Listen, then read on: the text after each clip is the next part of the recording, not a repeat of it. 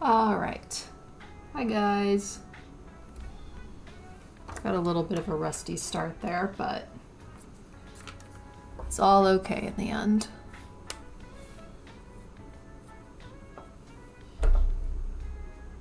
So today I was going to go back to working on April again.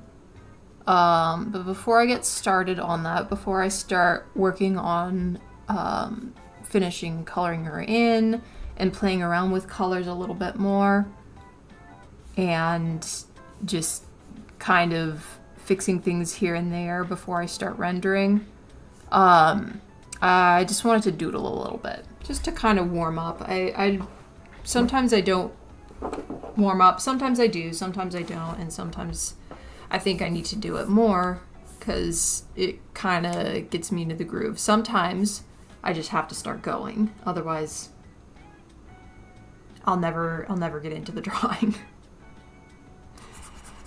But I've already got a start on April, so I like to just do a little bit of a warm-up. I don't really know what to draw, probably turtles, as usual. Let's see. Just draw a little Mikey.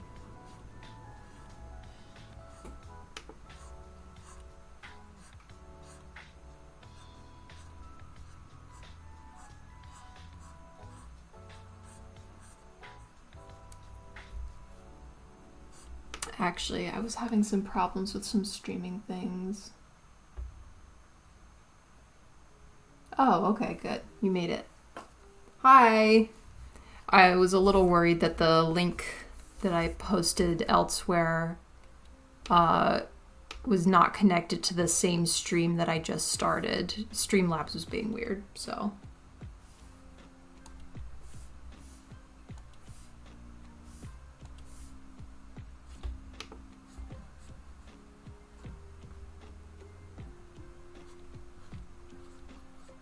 Ooh, do you know what I like doing a lot, actually, is expression studies. So we'll finish up this little Mikey here. Yeah, maybe I should check that then. I'm going to double check the link really quick and make sure that it's the same one. Let me go to my channel.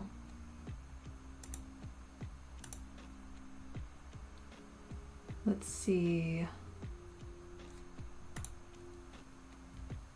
Studio. Content. No, that seems to be the same one. I'm gonna click on this and I'm gonna mute it really fast.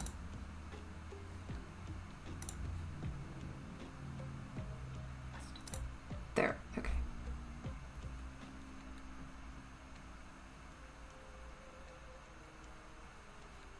Let's see.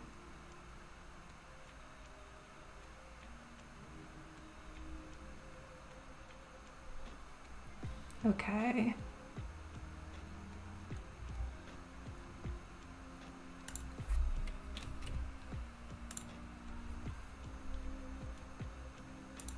I don't see any duplicates on my channel in terms of like, yeah, I think it's the same one. Let me check and make sure that the link that I posted elsewhere. I promise I'll get back into drawing just a second.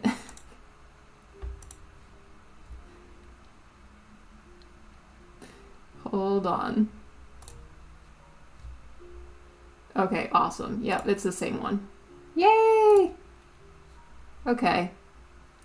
Exit out of all of this business. Aw, thank you. Hi. Hi there. Let's see. So, back to what I was saying before. I want to do, I think for warm-ups, I just want to do a few like expression studies. My sketches always look so wonky. But I draw the turtles smiling just so often. Characters in general, I tend to make them with very blank faces or neutral expressions, and the only other expression I draw them with is just a really generic big cheesy smile, which is always fun, but I want to practice a few other expressions and emotions. So I get this Mikey finished up here.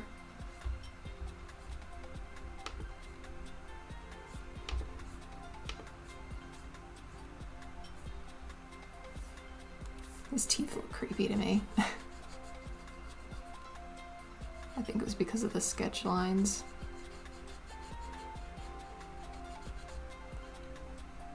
How's everybody doing today?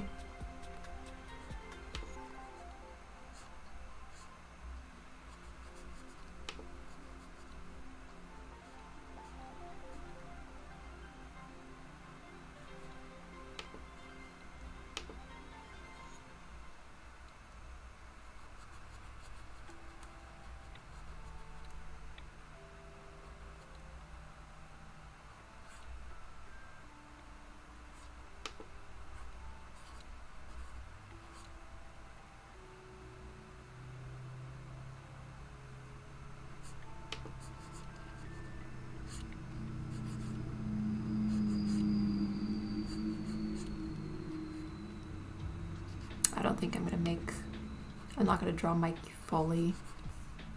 Let's see, give him a little bit more of a neck.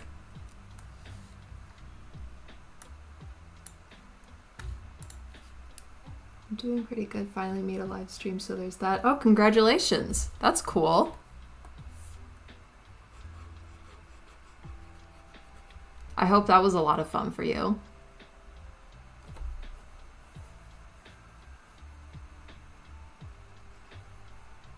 Oh yeah, shared accounts can be hard.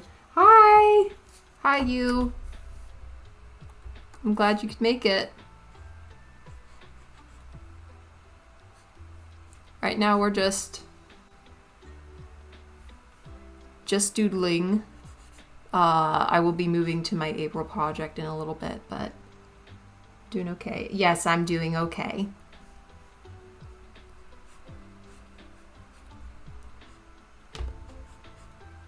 Whenever I draw any of the turtles with like their head and shoulders first, I'm always like, something's missing. And then I'm always like, oh, they have shells.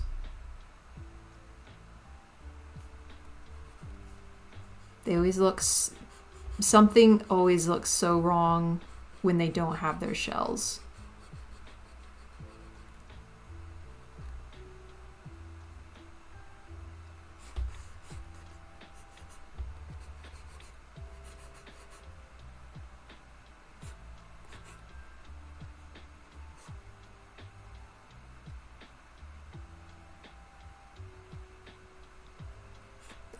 I want to move on to a different expression. Let's see. I think I'll just do like a lineup of expressions and then, or a few expressions. I don't want to take too long. But we'll do a few. Let's see.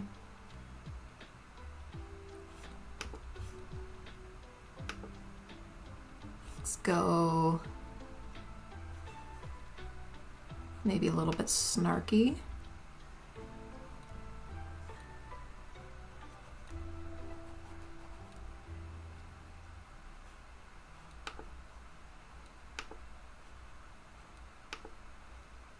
I gotta figure out how to do the mouth. How do you do a snarky mouth?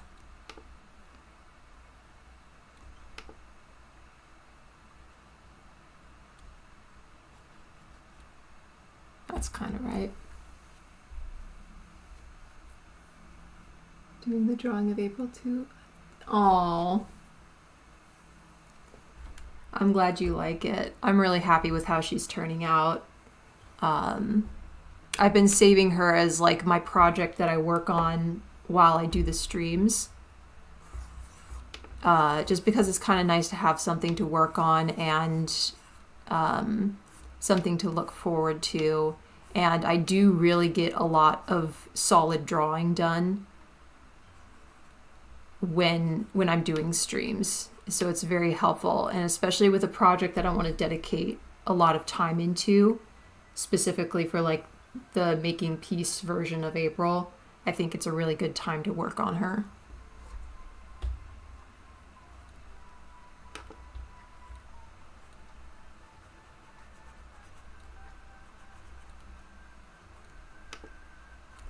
Do an expression that communicates I am minding my own business. Nothing to see here.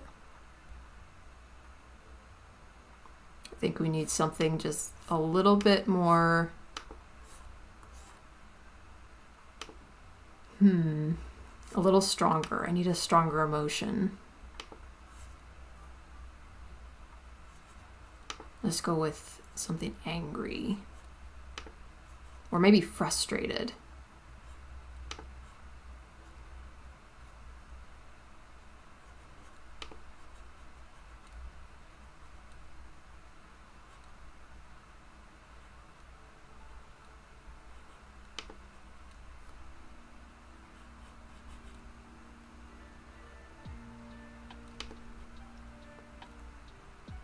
Put some tears in there, that really sells it.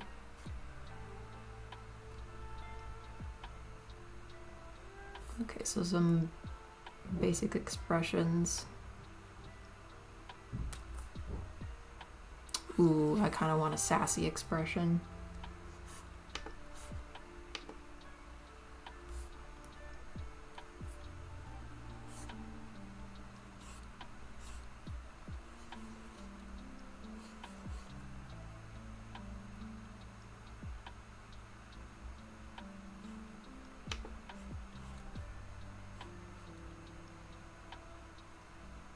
Sounds good.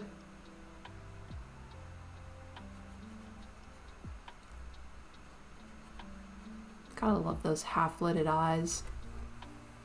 They always look very, they give a lot of attitude. This is probably, you know what? This, you know, okay, my first instinct was like, this, I should make this a Donnie expression because he does the half-lidded eyes thing a whole lot.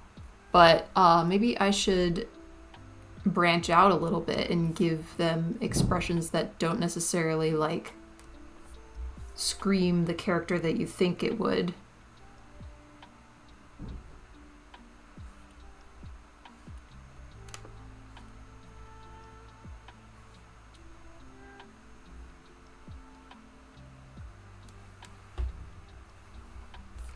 Oh, nice.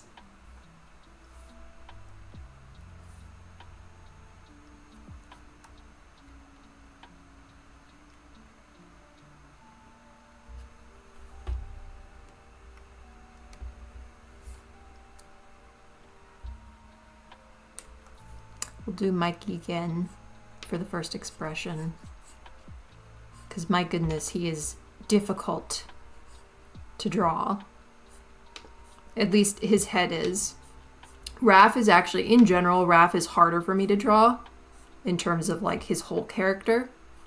Mikey's head, his face, everything, ugh, I already don't like how that's turning out.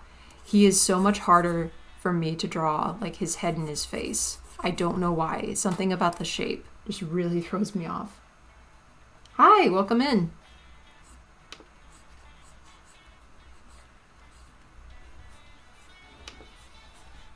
I usually tend to go pretty angular on his face too, on the head shape in general. I know he's supposed to be round. He's supposed to be a round guy, but having sharper angles really helps me establish like where things are supposed to be.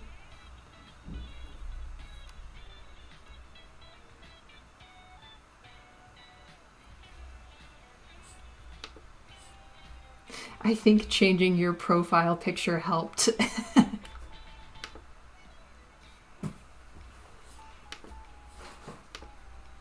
Someone recognizes you now.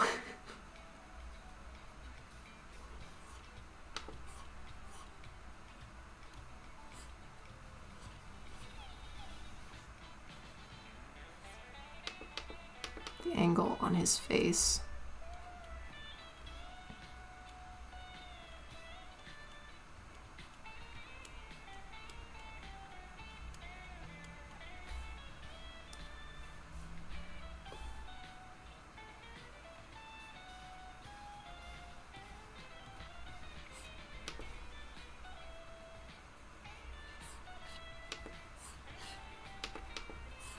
I really need to get better at doing more dramatic angles.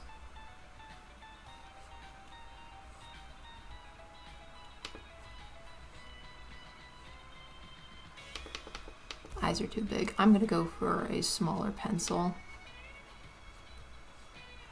When you're working with eyes, you really gotta have finer details because those are really important to get right.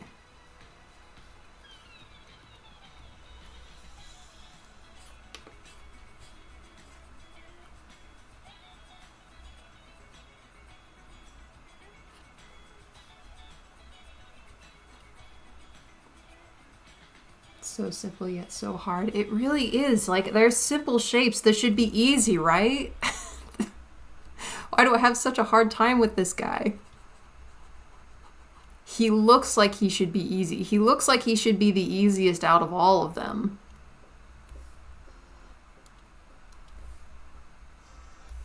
Oops. Let's get rid of some...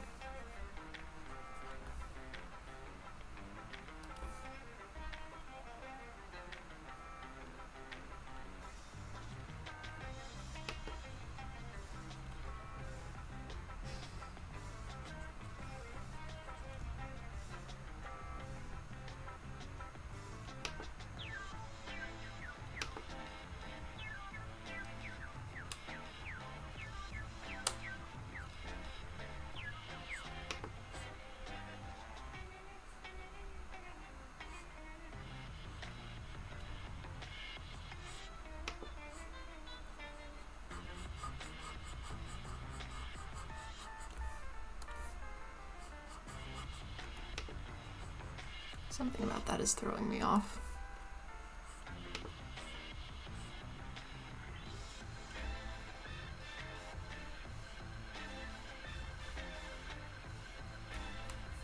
Why does he not look right to me? Doesn't look like Mikey.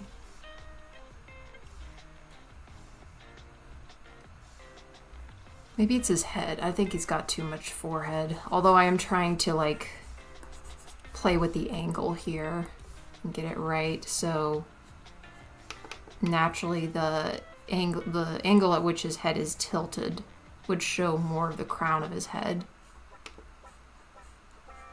But he doesn't have as big of a forehead as, say, Donnie.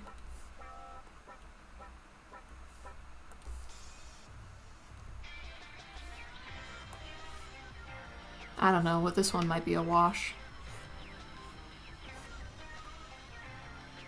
Well, the mask tails made it marginally better.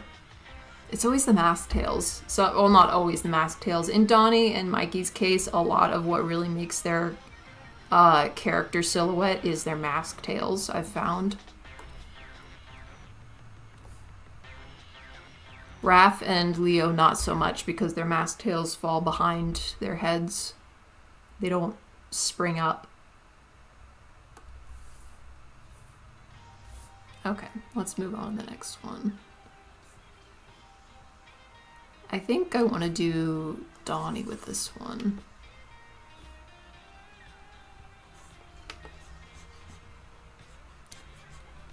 It's probably a good thing I'm warming up.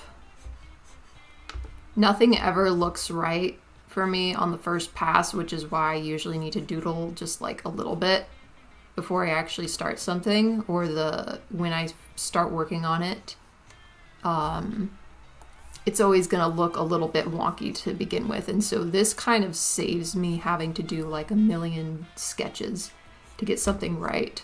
Then again, I'm not exactly moving on to working on a brand new piece. I'm going to be going back to working on April again, which I have already started with her shapes and everything, so I don't have to worry about that as much.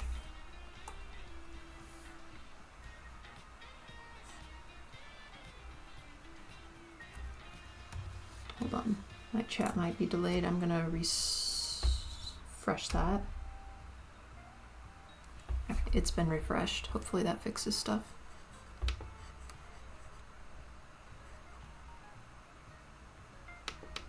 Too small. He has fairly large headphones. I used to draw Donnie's headphones. So small. I'm not sure why. I think I was going off of like one reference picture of his headphones where the animators just happened to draw them a little bit smaller, and I was like, ah yes, that is what his headphones look like consistently throughout the series, always and forever. And so I just kept drawing them like that. And it wasn't until later and I started using more reference and I was like, I should have been using reference this whole time because now all of my old Donnies look weird. At least their headphones do.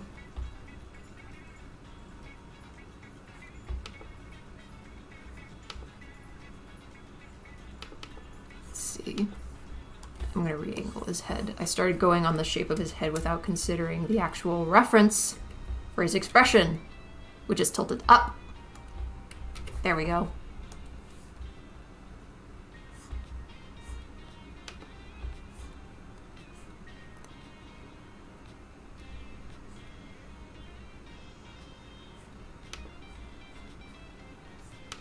I always make the eyes too big to begin with.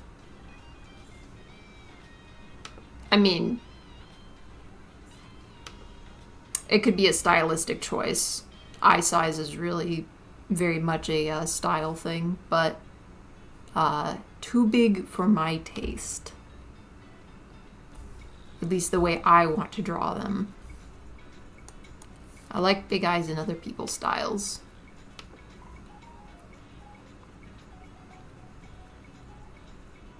I just try to get as show accurate as possible.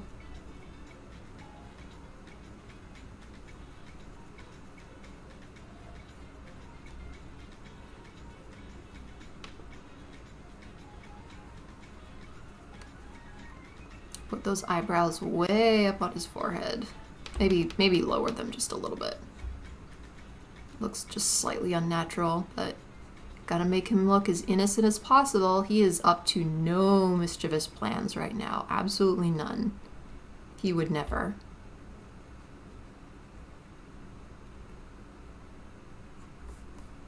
You know what I haven't been doing this whole time is mirroring. That might help some things. Oh, I can see so many things on Mikey now. I'm not going to go back to Mikey, but there's a lot I could have fixed on him if I had just mirrored to begin with.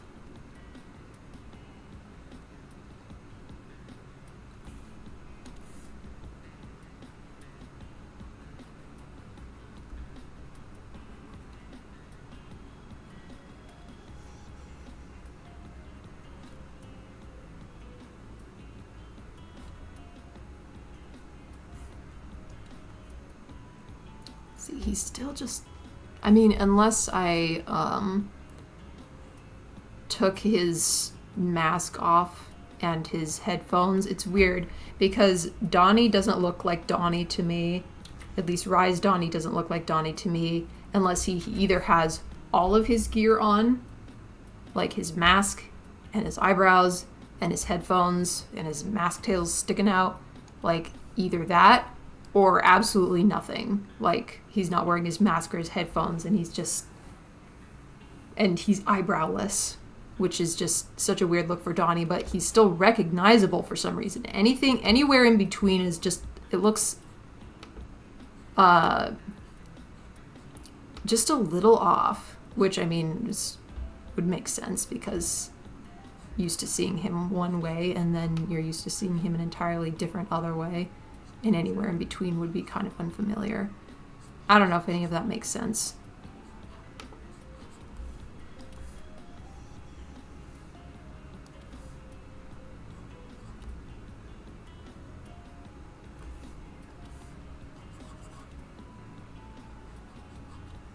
Do a little bit of erasing.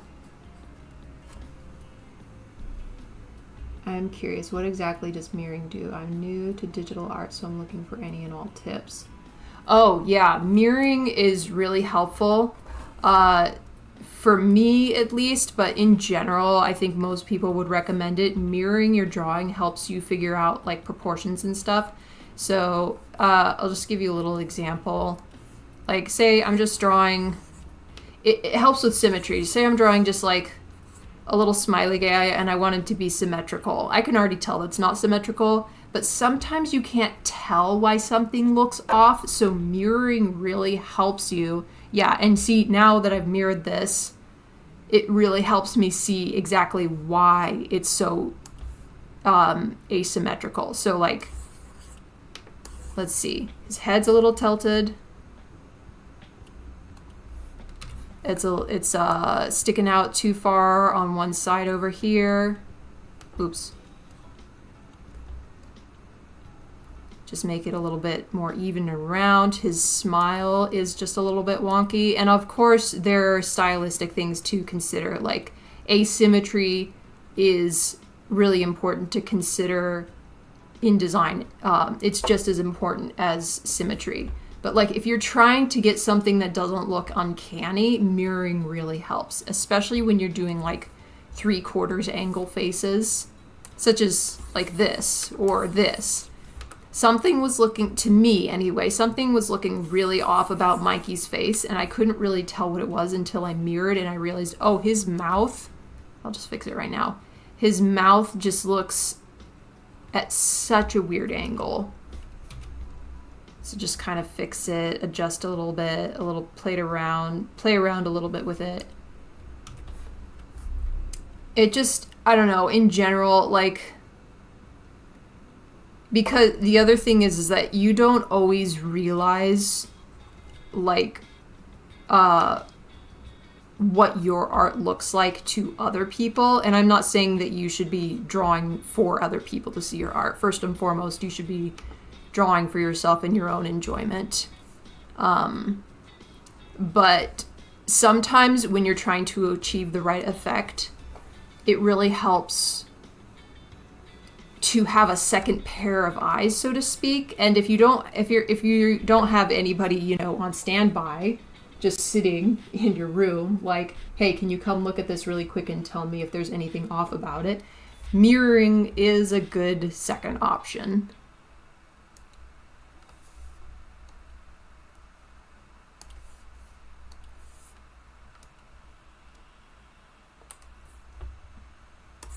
Oh, that is not my normal pencil. I hope that explained that. Yeah, okay. Let's see.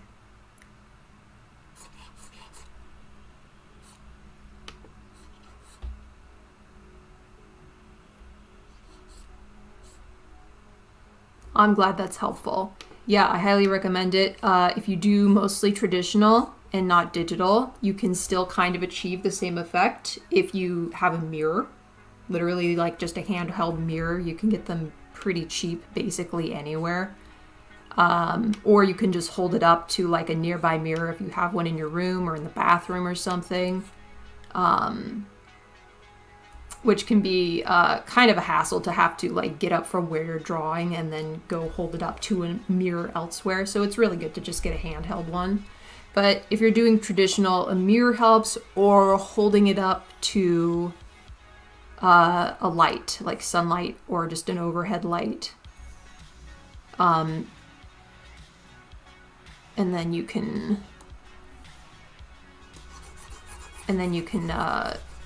kind of see what the drawing looks like in reverse. You can't necessarily see all the details, but a few details might stand out to you.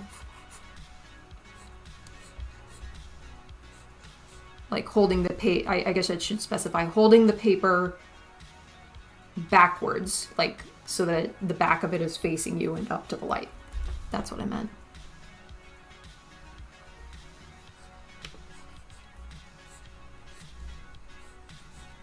Sometimes I should bring, like, I like to doodle in church a lot. I should really bring like a mini mirror or something with me to help me with that, because like it would be very awkward for me to hold up whatever I'm drawing to the light as if I'm showing it to the pastor. Like, Hey, look, take a break from your sermon for a minute. Look at this for me. Not a lot of mirroring happens when I doodle at church. Aw, that's sweet of you.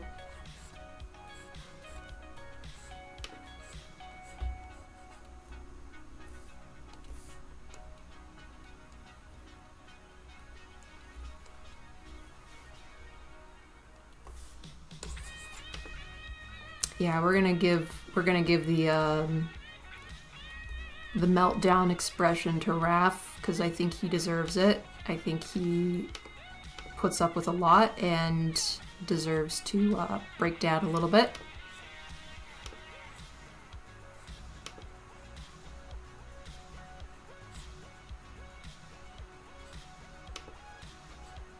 See, this is what I'm talking about with 3/4 angle faces. Trying to figure out how to fit the eye on without it taking up too much of his face. Yeah, whatever. These are supposed to be warm-ups anyway. It doesn't matter.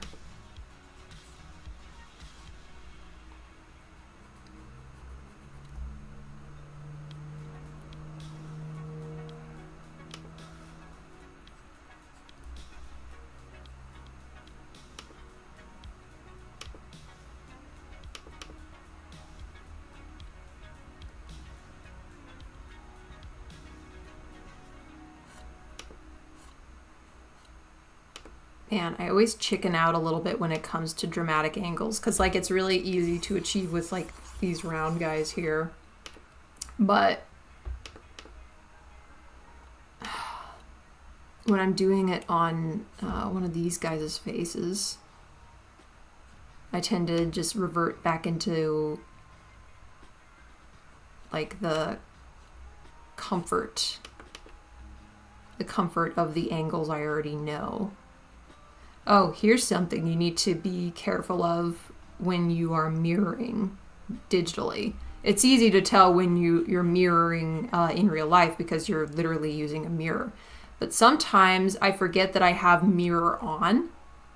And so if I'm drawing the majority of the drawing in mirror mode and then I'm finally like, oh, I should mirror again, and I realize I was mirrored the whole time, I might have drawn a detail on the wrong side of the character. So like, if I had just thought that this current, what we're looking at right now, was the correct direction for everything, and I had drawn Raph's tooth, which is always on his, hold on, our left side, his right side, and I would have drawn it in the mirrored mode, it would have been on the incorrect side. So you just have to be careful of that.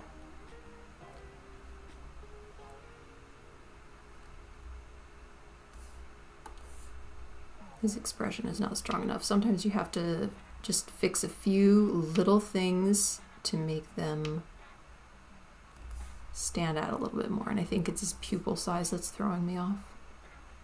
There we go. That's a lot better.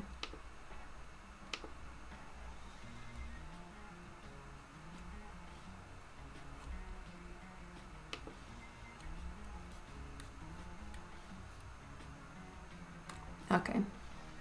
Not my favorite Raph, but do the teeth line things that the Rise style has. And then Leo.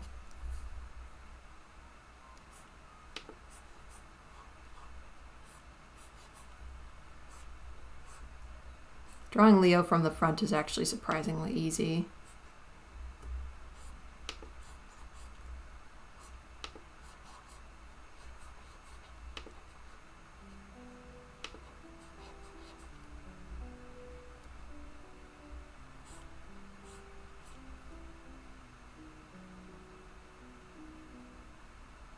Yes, the boy in blue. We love Leo. He's such a cool character. He's a very interesting character. I really like the way that Rise did Leo.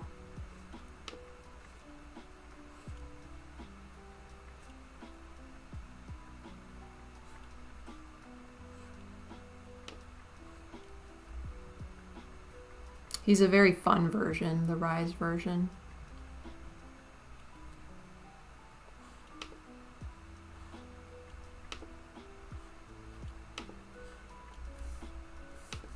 Hold on, I can already tell that his face is way too big.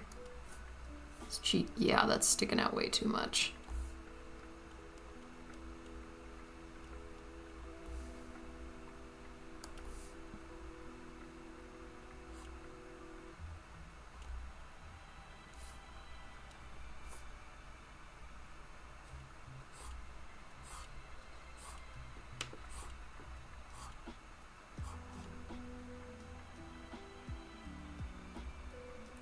Can't forget his stripes. Barely have to really draw them to suggest that they're even there. All right, well, I think that's a good warm-up by the time I got to Leo. And maybe it's just because Leo is really easy for me to draw, but by the time I got to Leo, I started to feel a lot more confident in my lines and my shapes. So on to, actually, I won't worry about saving this right now. If I lose this, it's not the end of the world. On to April. All right. So I gotta finish coloring her in. I think I might have worked a little bit on a few details off of stream. Maybe I think I may have colored in like a grand total of 1 knee pad, and that was it. But in general, I just have to get her colored in, and then I can mess around with colors. I'm kind of liking where they're at right now. I might change up maybe the buckles a little bit. They're contrasting, or not, they're not contrasting. They're blending in too much with the gray collar. Changing a little the subject. What's your favorite song? Don't mind me, I'm just like asking people their favorite song. Oh. That's okay. That's a good question. That's a very good question, and one I'm not sure that I have the answer to, because my music taste, well, not my music taste, it's variable, and my favorite song just kind of is whatever I happen to be really into listening to at the time. What was the one I was just listening to that I was really enjoying? For a long time, my favorite song was Time in a Bottle by Jim Croce. Croce? I don't know how you pronounce his last name. But it's Jim and then Croce, Time in a Bottle, and I really like a lot of his music. And then after that, I started really liking the song Beautiful Stranger by Levy. It's just a gorgeous song. It's so beautiful. And then I think most recently, the one that I have been really enjoying is What If by Cody Fry. It's just a very inspiring song.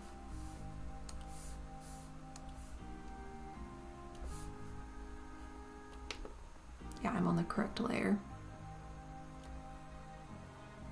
Thank you. I'm glad you think so. I'm really happy with how this is turning out. I'm excited to see her finished. I'm excited to finally have an actual official reference for April, but just in general, she has been, maybe besides Leo, she might be my favorite in terms of like the making peace characters. Besides, okay, so Leo was probably my favorite to do, and then Mikey was my first one, but I think he would come second to Leo. And I've really, and not necessarily even in terms of how they turned out. I do like how all of them turned out, but just how much I enjoy the process. And I am so enjoying the process with April.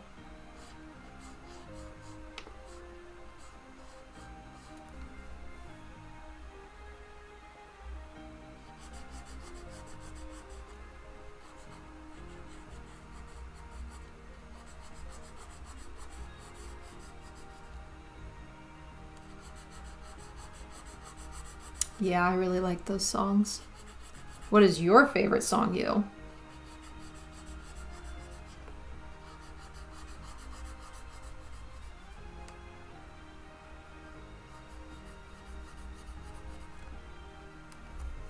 And anybody for that matter. If anybody in the chat has a favorite song, let me know.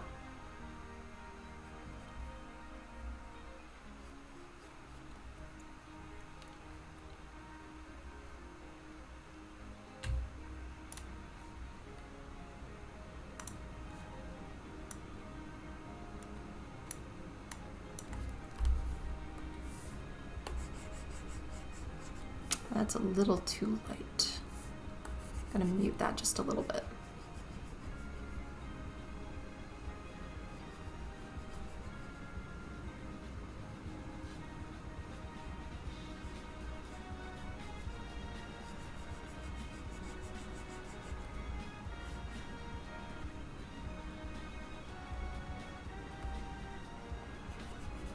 Hi, Zai.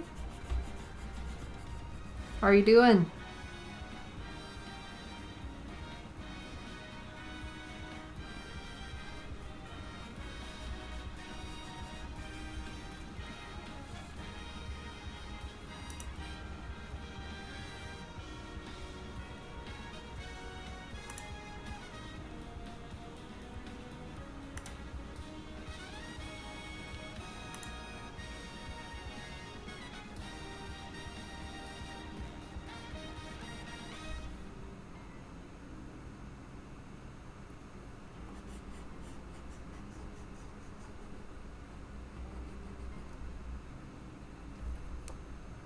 Into Yesterday by Sugar Ray is up there for me. I'll have to check that one out.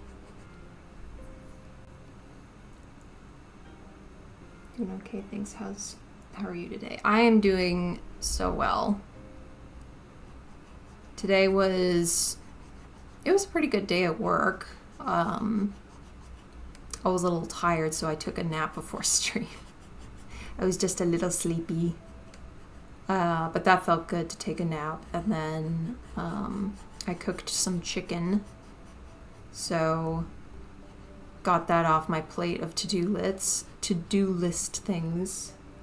Torn between Famous by Skillet, Scream by Skillet, Bring Me to Life by Evanescence, and really like Idol by Yosabi. I'm not going to count that one. Okay. I'll have to check those all out. Because I'm familiar with the artists, or at least Skillet and Evanescence, but I'm not sure I recognize those songs.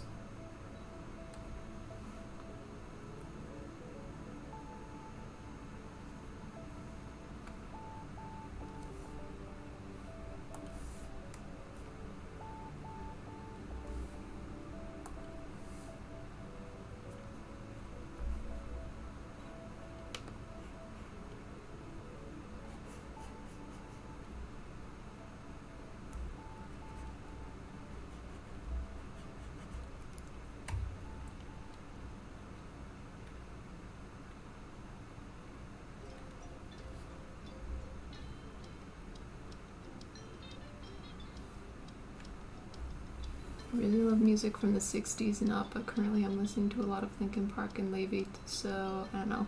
Yeah, Levy is just... Ugh, her voice is gorgeous. Actually, I'm gonna select from this. Keep colors pretty consistent, and again, I always have the option of changing them. April, yay! Yeah, we're doing April. I'm so excited to be doing this. Coloring in things is not my favorite part of the process, but I do really enjoy it when I start getting into the groove. And it kind of helps to actually be streaming it, because then it's just like, I gotta work on it, and it's just kind of monotonous and easy to do.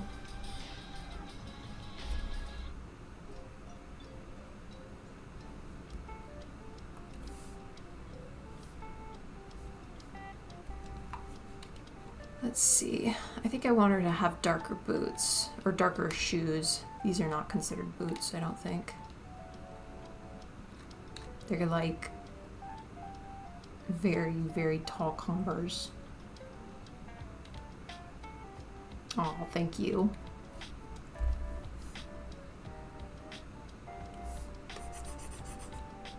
That's gonna be too dark. You know what?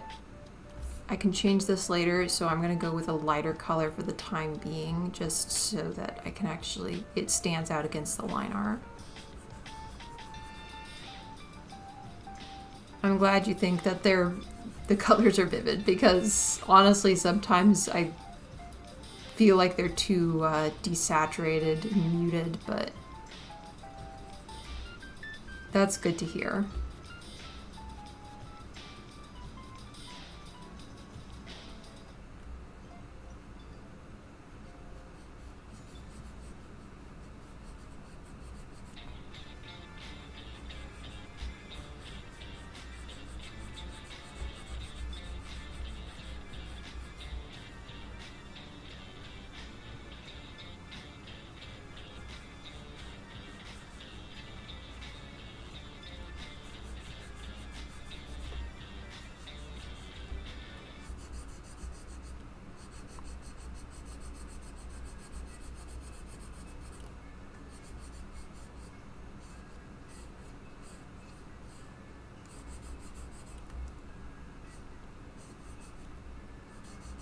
I really like how her shoelaces turned out in this.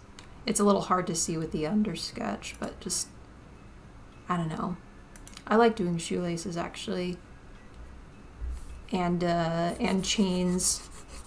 They're really, really tedious, but when you figure out a good method, when you figure out it's mostly about like negative space.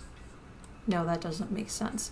There's a lot of erasing involved, and it's kind of nice to like chip out or chisel out the shapes that you're looking for. How old is Making Pace April? Let me think. Well, it's supposed to be 2044 when the modern day, not modern day, but when it takes place. It takes place like, I guess you could say like the end of Making Peace, if that makes sense. It's like, it takes place in the same year, at least all of where they end up, like all of the current designs you see them in starts in 2044. So let me think. I did the math, I did the calculations. I can't remember how much older is April than Raph, because she's like what, 18 or something when he's 15. I know that she's in her early 40s.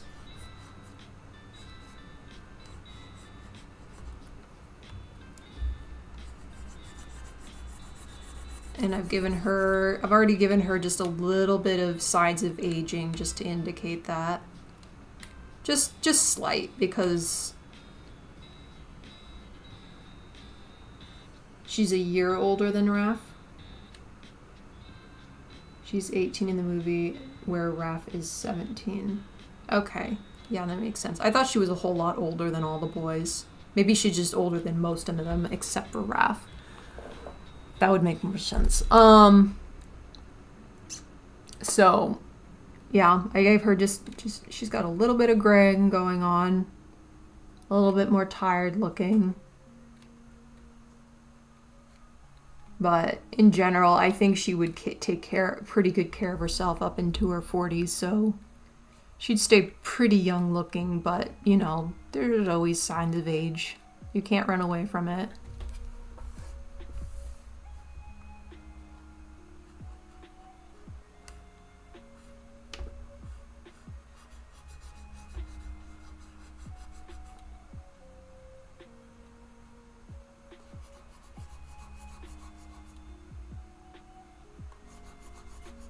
I hope that the colors in traditional art will look as beautiful as in digital art. Oh, I'm sure they will. I don't know what kind of pencils you use. I think you use pencils. but I recommend looking into getting watercolor pencils, not even to use them for like their watercolor aspect, but watercolor pencils in general have a softer lead and lay down much more vibrant colors. I recommend them. I really like using watercolor pencils when I'm drawing. So a year older than Raph, 2 years older than Leo and Donnie, and 3 years older than Mikey. Yeah, okay, that makes sense. I think I was thinking about the fact that she was 3 whole years older than Mikey, and it's like, oh, she's so much older than all the brothers. But no, they're all varying ages. So yeah. Let me think. In 2044, I think Leo and Donnie are 40. I think. And then Raph is 41, which means Mikey is 39, and then April, that means April will be 42. I'm just not sure if that's solidly,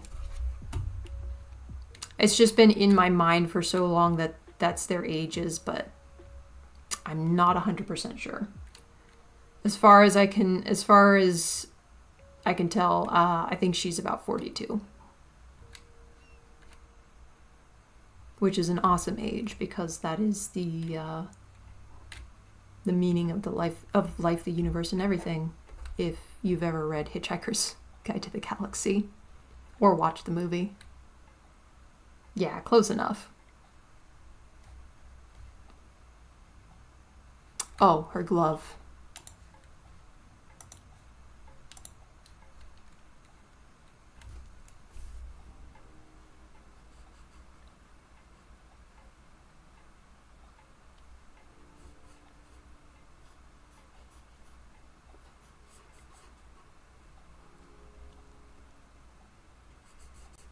Oh, did you? What'd you think?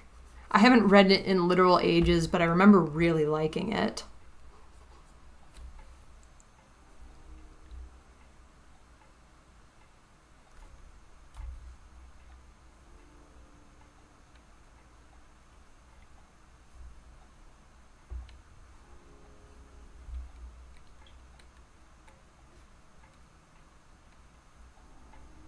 Brands are very expensive, unfortunately. I mean, a lot of really nice high-end brands are, but you might be able to find a cheaper version somewhere. I don't know. I guess the ones that I started out with were from like a local craft store, and they were pretty generic. And they were good, and they were really cheap, but that was only because I had them available at that craft store. So yeah, they're probably hard to find for cheaper. Yay, Extreme. Hi. Hello, Jeffrey.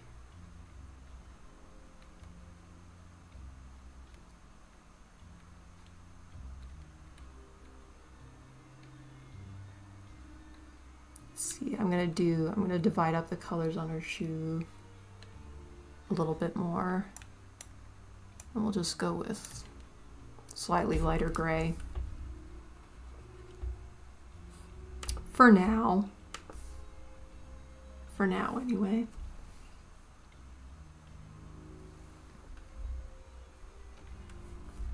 I like the April color palette you've got going. Thank you. I'm pretty happy with it. There are a few things I need to tweak, but in general, very happy with it. I think she looks good in yellow. That's definitely her color.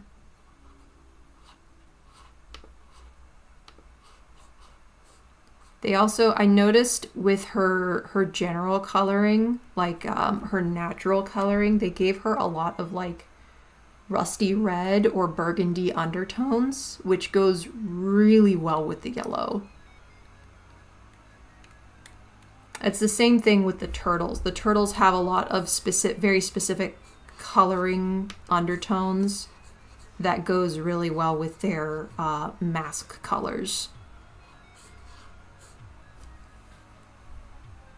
That black and white reference is scrapped movie design. I believe it is. Yes.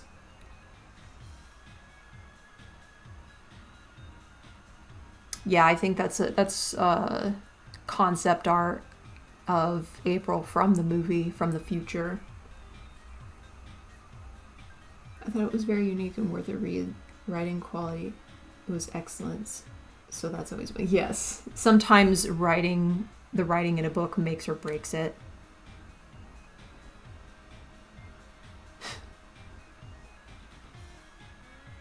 Yes, that is Brother Egg. Brother Egg in the chat.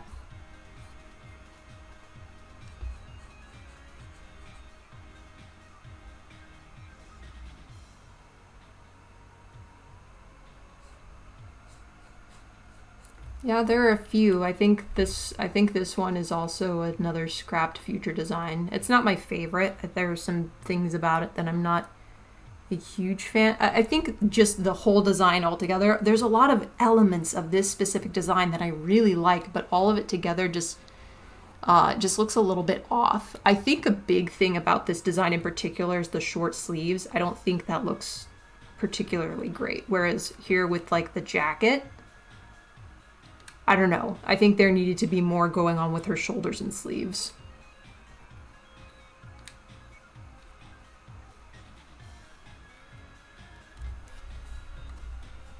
But yeah, the concept art is really cool. The art book has a lot of concept art in general that's really fun to look at.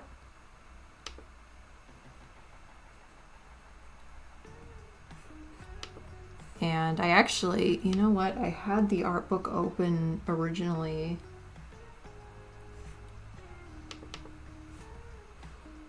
I had the art book open originally when I was first starting this April.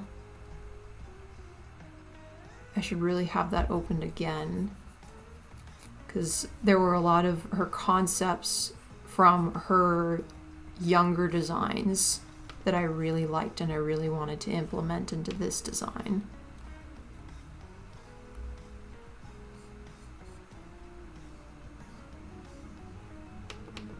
Ah, that's not what I meant to do. No, not transform. Cancel. Control Y. That's what I wanted. Oh yeah, art book is definitely worth getting. It's really cool. It's just also a cool concept that someone was a big enough fan that they went to all that effort of compiling interviews and images and behind the scenes stuff from the original creators, made it into an entire book, and the formatting is so well done. Like, it looks professional. It's just, I don't know, it's just really inspiring when people make stuff like that. It makes you realize, like, if you want to try doing something, if you want to try making something, just do it. Like, what is stopping you? Other than time and money, of course, but if it's something like you really, really want to do, like, kind of invest in that and just try it out, see what happens.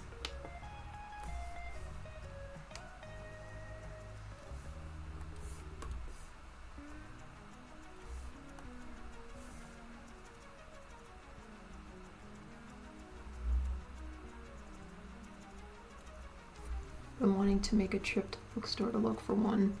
Oh, that would be a very good trip to the bookstore. Sometimes I'll go to a bookstore and I'm just like, I don't really know what I'm looking for. But if I didn't already have the art book and I found that there, I'd be like, my entire day has been made. What's that one meme where it's like my dissatisfaction is immeasurable and my day is ruined? It would be the opposite of that. My dissatisfaction would be immeasurable and my day would be made. Oops. I don't want to clip the layer. Alpha lock, that's what I want.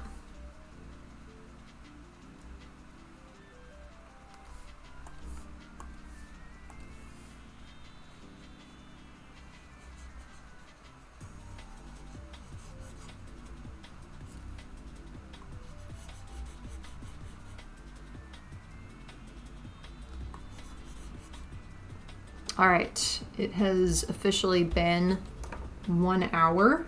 I'm going to turn off my mic for a second and take a drink of water. Everybody drink your water.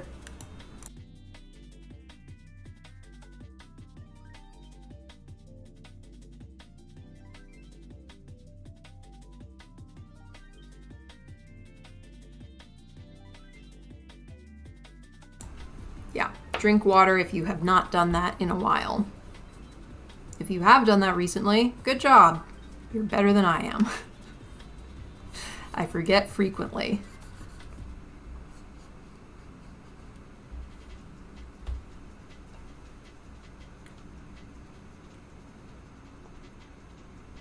I don't like that. I don't like the way I've just colored her boots. But I'm not doing it right now exactly to get what I like. I'm doing it to divide colors up. I feel like there should be just a little bit more design on her shoes. I feel like she would have slightly cooler looking shoes.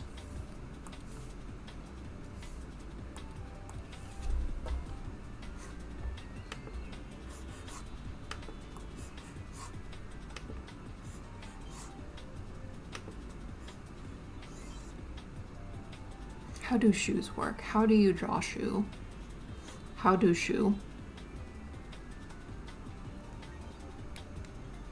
Dishes. Ew.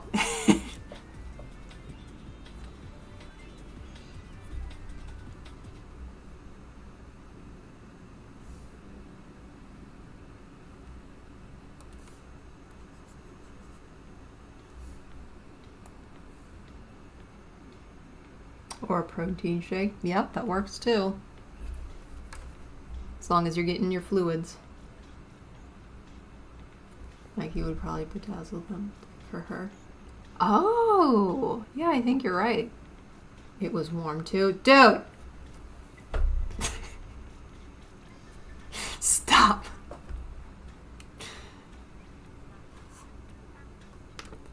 No, that's a good point.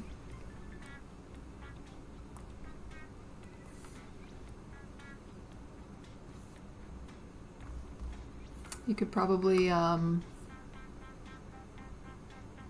ooh, maybe a little bit of neon yellow. See how that looks. Yeah, you know what? That's a really good idea, actually. I could add some, like, spray paint decals or something. Sounds yummy. Yes, my brother is a connoisseur. Or not a connoisseur. He's not understood in his time when it comes to culinary aspects. Really ahead of his time. Who knows how his mind works?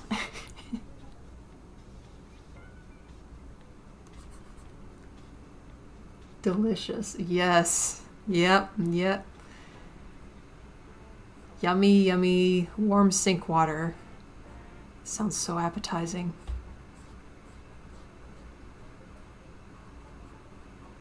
That sounds like something one of the Turtle Boys would do. Drink directly from the sink and make it warm. I feel like that is definitely not something Donnie would do, but one of the other brothers would probably do it in front of Donnie. Thirst quenching. Oh yes, stars. Wait, how do I incorporate that? The other thing is I also like, I really like the idea of decals. I just got to figure out how to incorporate them without making it look too busy.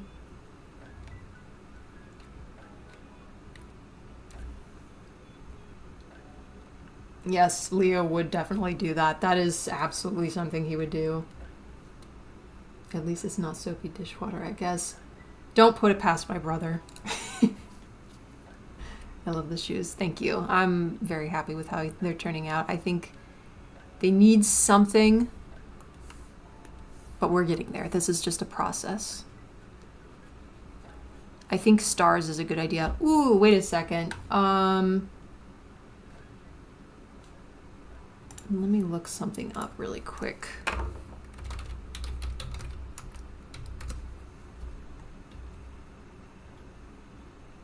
Okay, so I don't know if it would be directly ripping off of Converse, because Converse have like stars on the ankle of their shoes, and these are kind of Converse looking, so maybe I wouldn't put, no, I wouldn't do the same kind of decal as Converse has.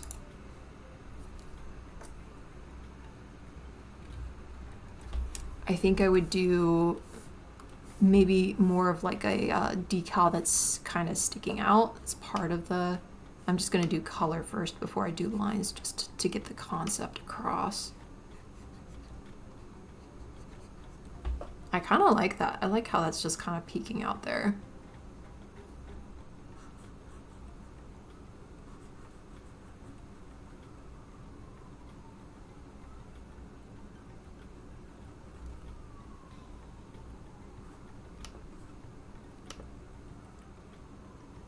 Leo drinks from the faucet and Donnie passes out. Yes.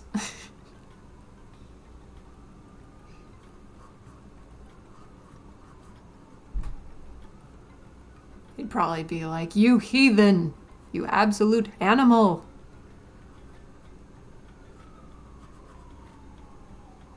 You're supposed to use cups, that is why we have them.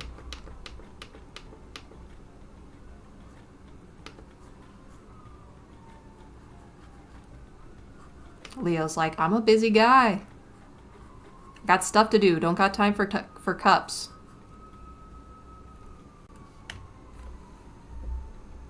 Yeah, that's kind of cute.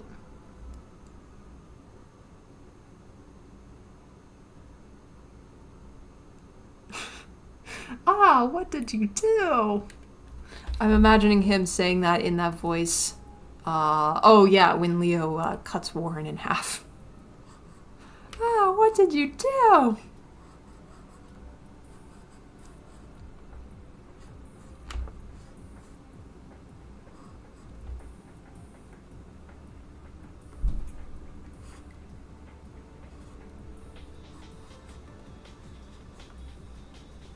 Cups are overrated, Tello. Get with the program. Exactly. See, you get it.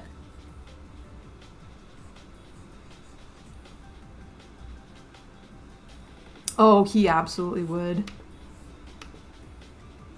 He is such a drama king. Like, the first person that comes to mind when I think of drama king is Leo, but it's actually kind of Donnie.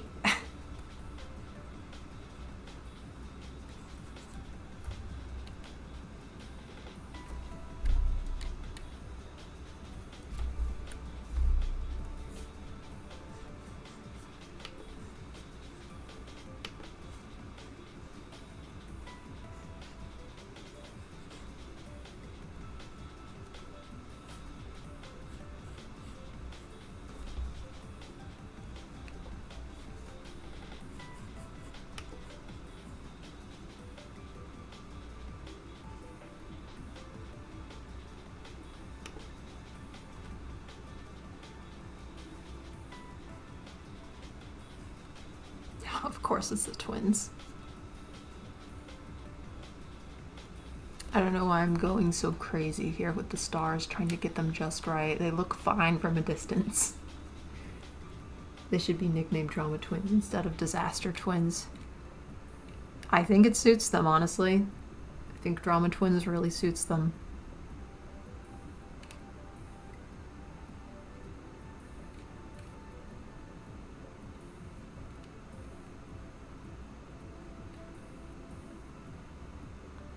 Ooh, I had an idea.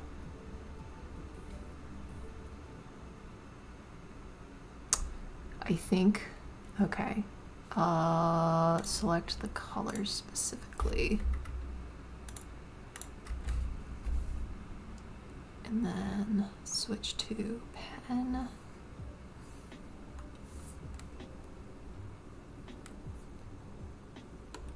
You'll never guess what I'm about to do. Nobody's ever thought of this before. Actually, it needs to be just a little lighter.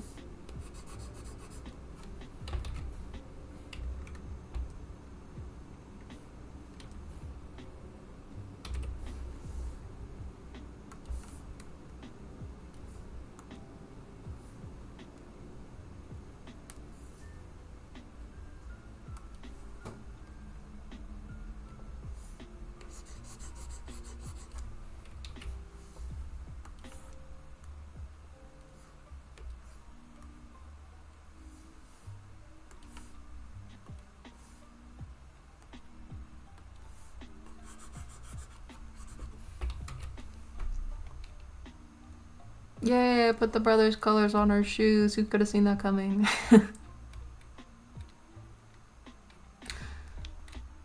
I might leave it like that. I might change the colors again, or at least switch them up so that they're on different sides. Also, this yellow isn't really not working for me. I think it should be the same as her jumpsuit.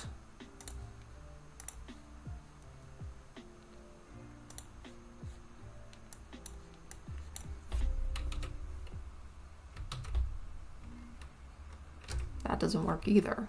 What am I missing? I think it needs to be a little warmer. Okay, that's better.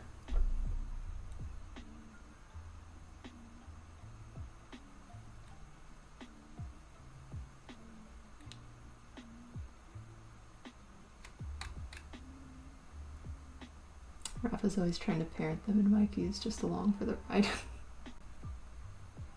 Yep, that pretty much sums up their dynamic. I love that for them. Well, I mean, means that Raph has to deal with it, but I think it's a great dynamic. Thank you. Yes. Yeah, she does. She really loves those guys. Man, I wish we could have seen an origin episode, like a meeting April origin episode. I really wish we could have gotten that in the show. I would love to have seen a flashback episode of when the turtles met April in Rise, specifically.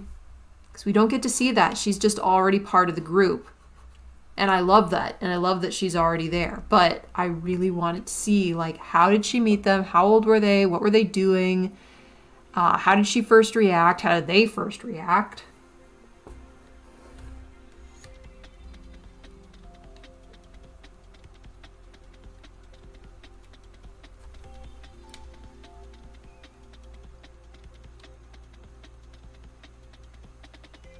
Oh, the shoelaces. I was going to do the shoelaces. No. Select. You can do way more than that. I know you can. Here's an idea. Instead of using the magic wand, select color gamut. What is the gamut set to? We'll see if that works. Yeah, that's good. Okay. Let's try red. I think red would look good for her shoelaces.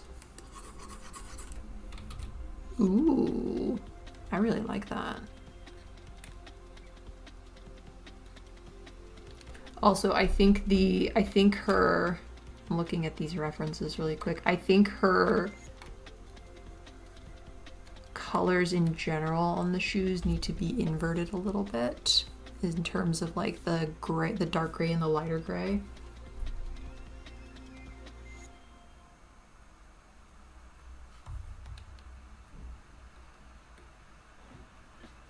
That's the one thing about selecting the color gamut or using the magic wand to select colors is it doesn't exactly get everything. You can still see there's a little bit of pixeliness going on from the previous color. I could probably expand that a little bit, make it so that the color gamut selector is more thorough. Also, I've never known how to pronounce that. Is it gamut? Is it gamut?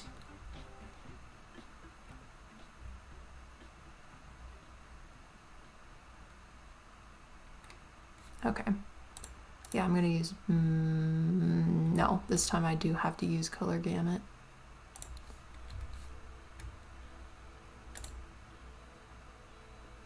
That selected everything I didn't want it to select. Reset. Yes. No. Still selecting the gray. Reset.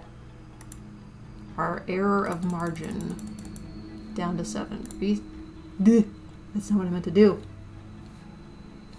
Where did my window go? What? Oh, there it is. Reset.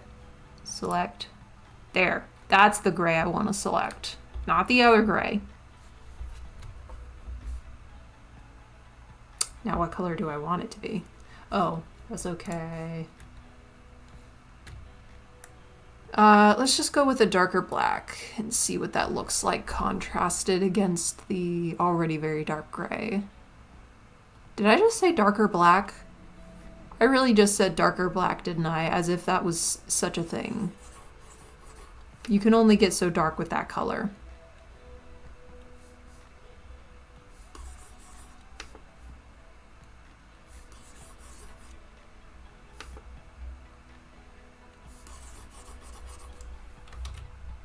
Oh yeah, that's immediately so much better. I don't like how dark this is, or maybe I just don't like the fact that the red shoelaces are standing out too much with like the little gray fleckies, the little gray pixels. I might need to fix that.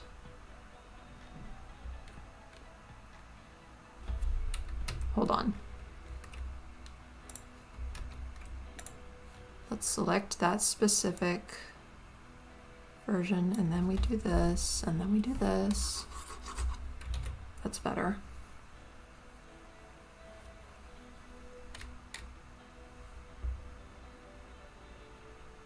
One thing that helps with character design, specifically with colors and turning your work in progress into grayscale. If your colors look almost indistinguishable, then it might look better a bit brighter. Okay. Yeah, that makes sense. Actually, that's a really good idea. I should check that first. Also, hi!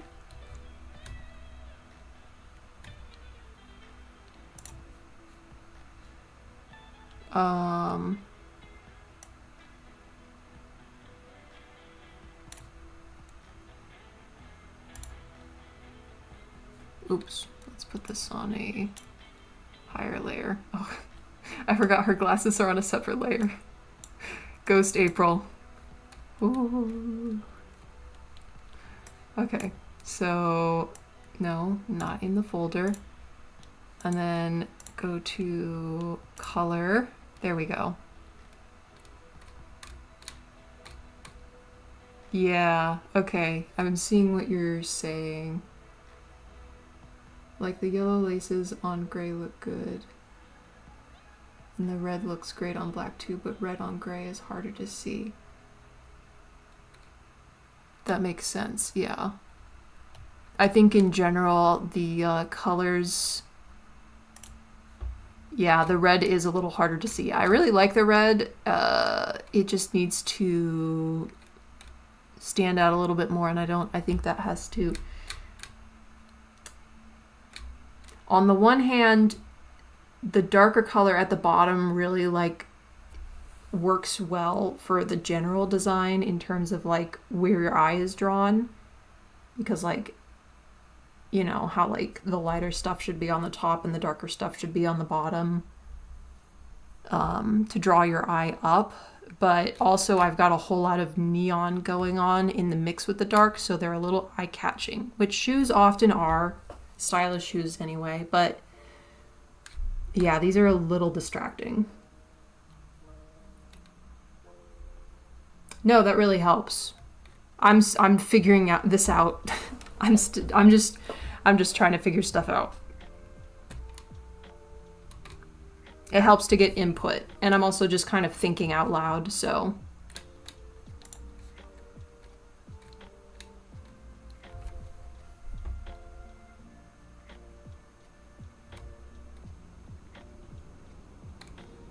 I definitely need to, I think I need to at least make this color lighter. I'm gonna do the selecting the color gamut again.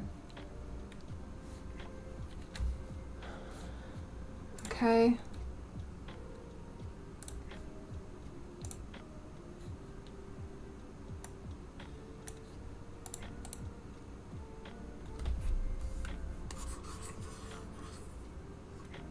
That's gonna make the other gray a little harder to select.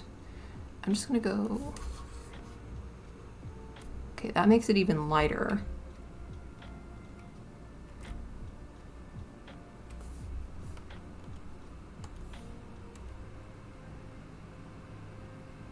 Nope. That is not what I want.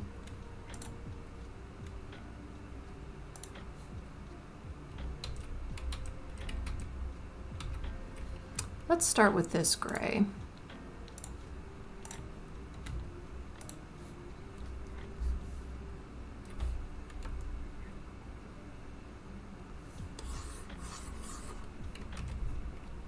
And then make this one select color gamut. Okay. Make this one darker. Well, I definitely don't want her shoes to be gray. That's not a great look. Control Z. I think they need to be more like her knee pad color, just a slightly lighter than the color before, but a little darker than what I had.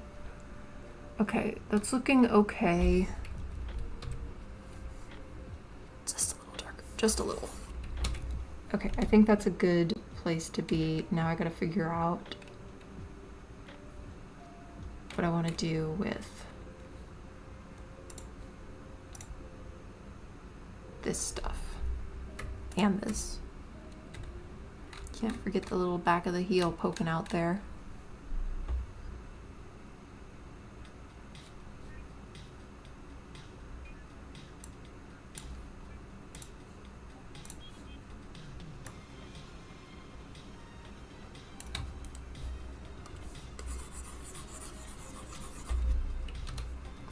Slightly darker. That kind of just looks like I just went back to what I had before. It's just slightly less blendy-in-y, like you can actually tell things apart. I think I need to maybe make the shoelaces a little bit lighter.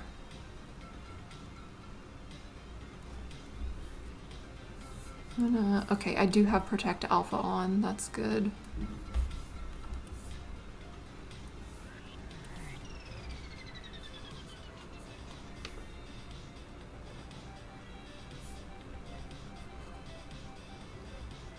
Ooh, even just a little bit lighter helps them stand out a little bit more.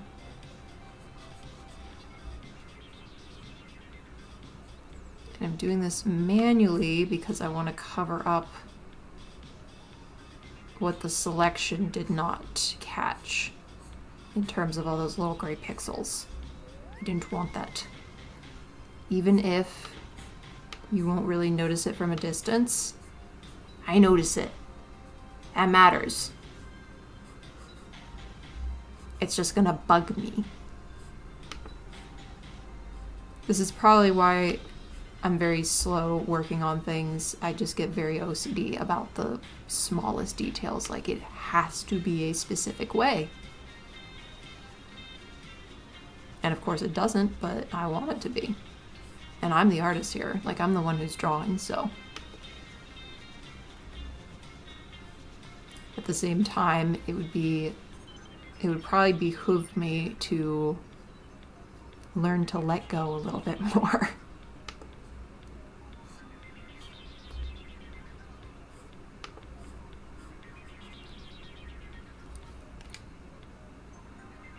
Yeah, I like that.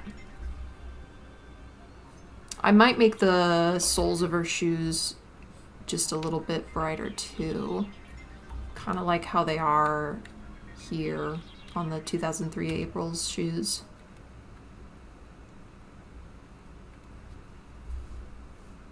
That is a good question. Is anybody else drawing right now?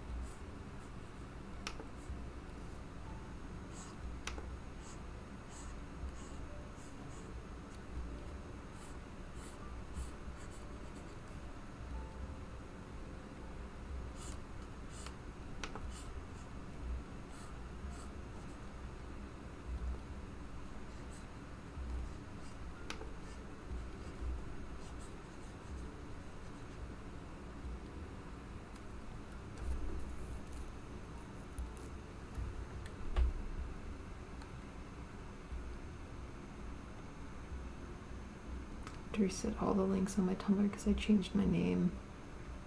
So I'm working on that. Oh, yeah. That's always fun,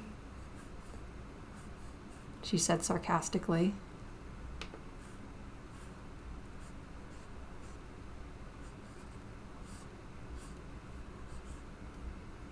I used to change my username, not a lot. I've always been trying to find something that I can just stick with, but in the past I've changed my username a lot and it's always so annoying to deal with.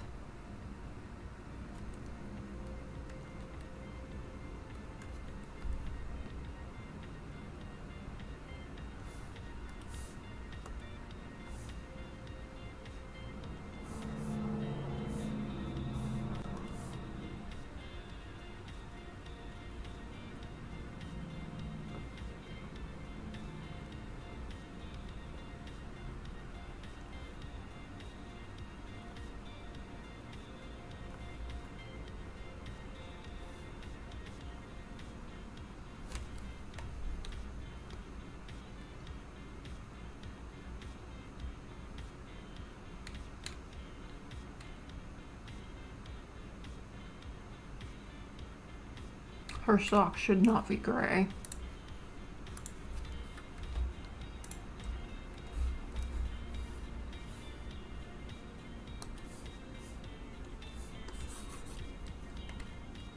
Nope, that blends in way too much.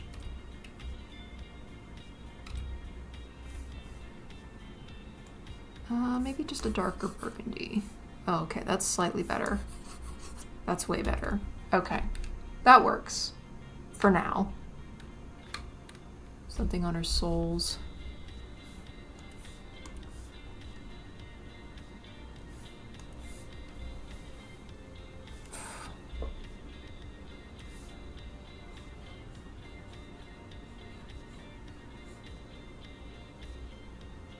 It's blending into the background a bit. Then again, she's not going to have this gray background all the time.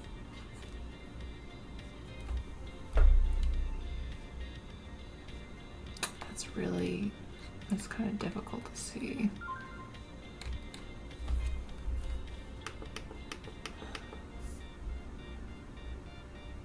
Slightly lighter.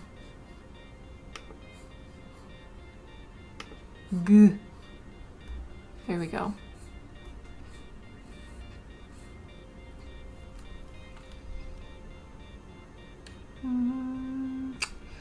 I don't know if I like how that looks. I mean, I like how it looks. Okay, I think it's just really the background that's throwing me off. Let me change the background color really quick to just slightly darker so that it stands out a bit more. Okay. No, because now it looks like it stands out too much.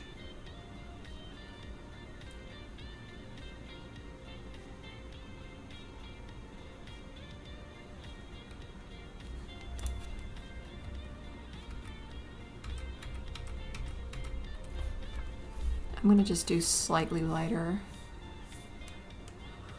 I am on the wrong layer. Sorry, I gotta stretch for a second. Drawing is not that difficult, but I'm feeling it in my shoulders for some reason.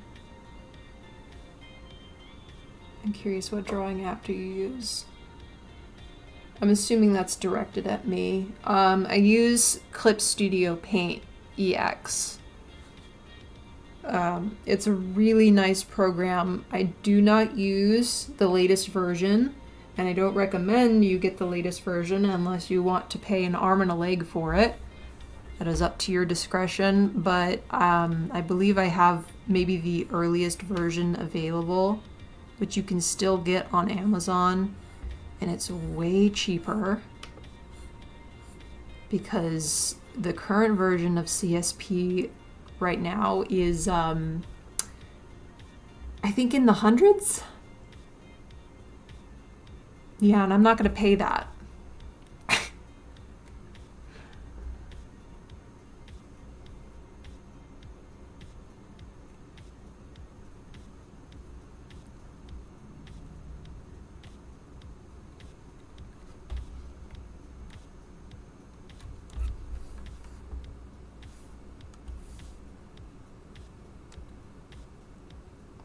Hello, welcome in.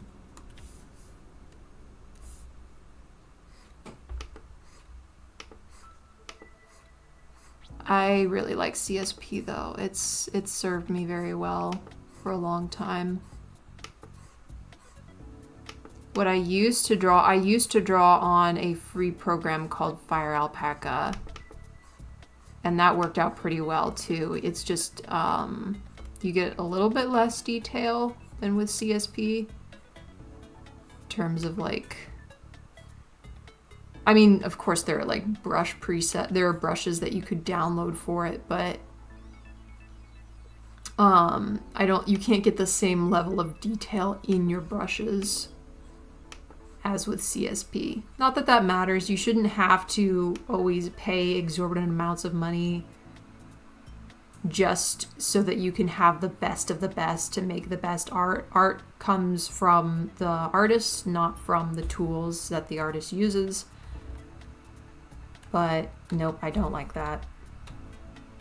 Just experimenting there with another stripe, and I don't like that. So we're getting rid of it.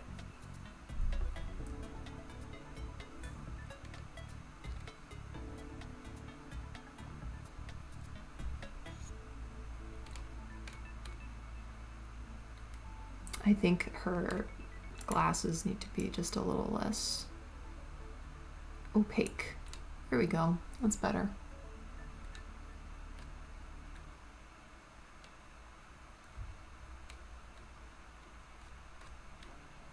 Oh, I remember. I was gonna fix these buckles because they were really... I don't like them.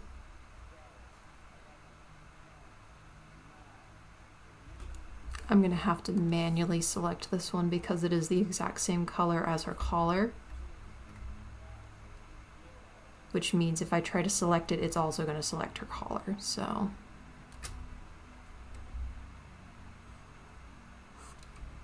There we go.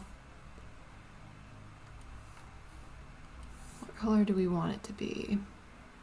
Maybe the same as her earrings?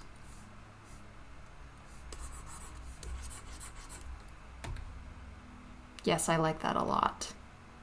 It might be too close to her earrings in terms of proximity. It's like, oh, there's the blue. Oh, there's the earrings. Because like, you want your accents not to necessarily like blend in with each other, and these might be too close to each other. I don't know. Ooh, I forgot I have patches on her arm over here. What should I put on them?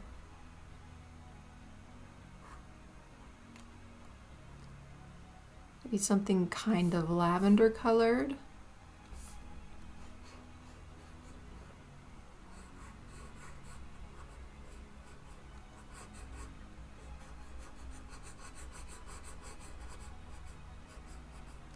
And either red or blue. Let's see what like indigo blue looks like. No. I like indigo blue on yellow, but that didn't really work. Not right next to the purple. Hi. Not much. I'm trying to think. Oh, we did warm-ups before we started on April, before we started coloring in April more. So these were the warm-ups. I started with Mikey. He's doing a cheeky little smile, and then I was like, you know what? I want to practice more expressions because my default is just to draw them smiling all the time. So I should probably practice drawing them in better, or not better, but just different expressions. So I started with Mikey. Like, first I started with, you know, making expressions to base them off of. I started with Mikey, though. Not a fan of how that turned out. Then again, that was just a warm-up. Then I went to Donnie, felt a little bit better about that. Did Raph, pretty happy with the shape there. And then Leo, of course, because he's my easiest, I feel like turned out the best out of all of these. So, those are just my warm-ups, though. I definitely need to do more expressions. And just poses, too. I need to practice more poses. I use that Dawn face at work so much. Yep.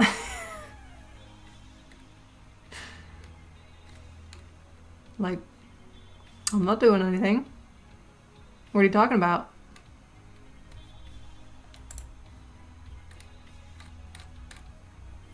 Anyway, yeah, that's how we started though.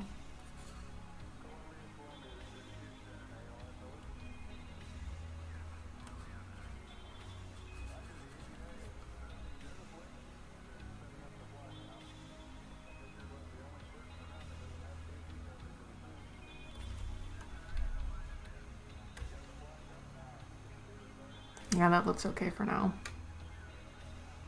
I might move into rendering for a little bit just because I really want to get into that, and I can come back to colors later. Thank you, I'm glad you liked them. They were fun. Pretending not to eavesdrop face. Oh, exactly. That is exactly what that face is.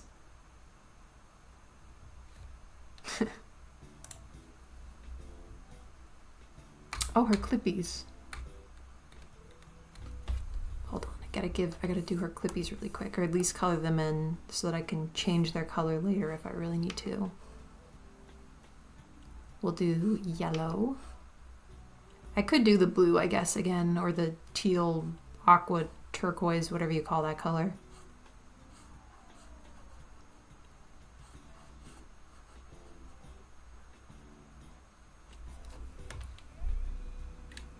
Yeah, that looks good for now.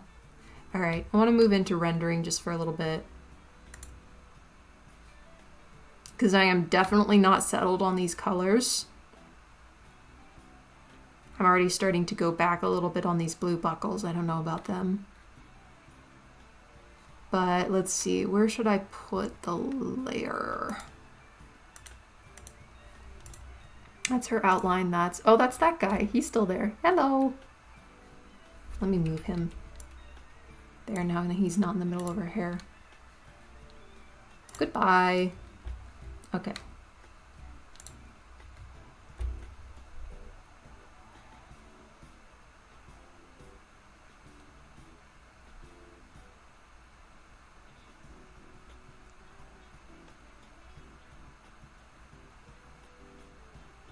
Love that her high school earrings could be used to represent Casey Jr. That's true. They could. That is his color.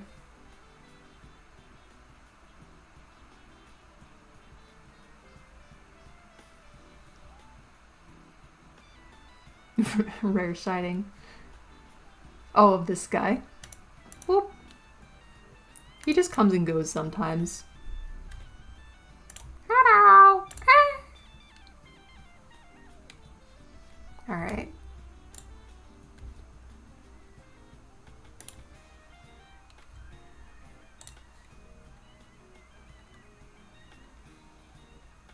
I think I could fix, hold on, her outline right here needs to be changed to a solid black so that it stands out. Whoa, where's the, there it is, lock alpha.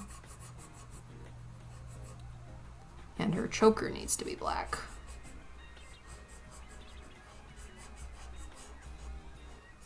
It blends in way too much otherwise.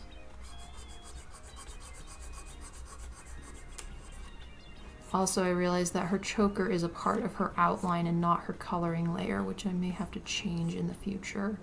Or at least just fill in a little bit more.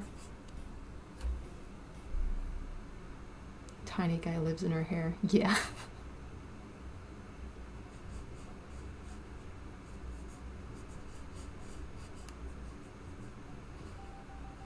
It says natural habitat.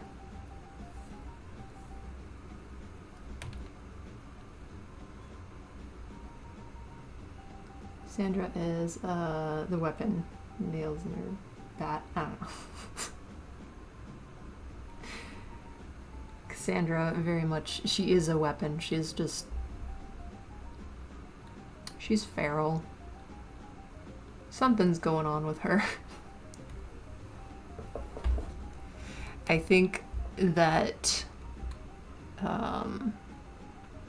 joining the turtles in crime fighting would be a very good outlet for her. Personally, I just think that would just be Really healthy for her. Maybe get some energy out. April Day, yay. Yes! It's April Day. I think making piece design for... Yes, I will be doing making piece designs for both of the Caseys. I plan to. I already have ideas. I actually had more ideas for Casey Jr. than for April. Before I started April, but I wanted to do her next because that's just the next obvious choice after the turtles. So her, and then probably Casey Jr., and then Cassandra, which I can't believe I'm doing Cassandra last, and that I don't have more ideas for her because she's literally my favorite non-turtle character. She's so funny. Yes, she's the wild card. I think the reveal that Casey Jr. was in his early 20s shocked me. That boy looks about 17, 18 to me.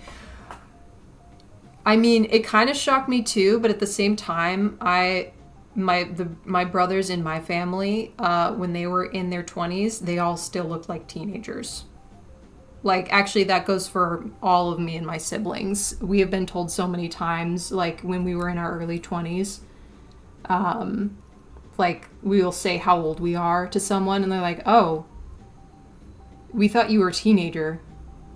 It's like, on the one hand, thank you. That's a compliment. On the other hand, we just have such baby faces for the longest time. Evasion was probably cathartic for Cass. She got to hunt the Krang down. Yeah! Oh man, I love those pictures at the end that Casey Jr. was showing.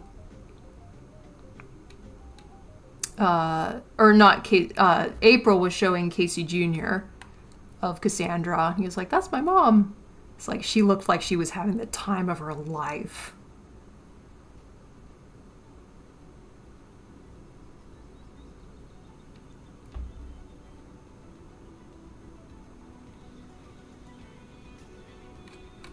I'm gonna fix the buckles now.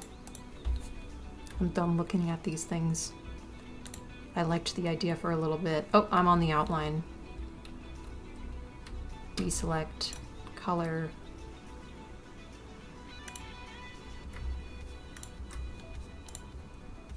I don't want them to be...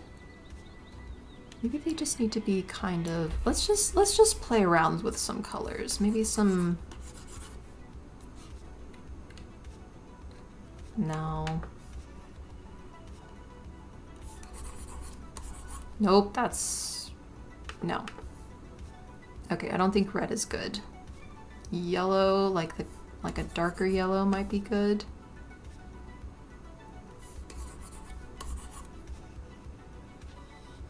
Yeah, that works for now. At least it doesn't, like, it's not in your face.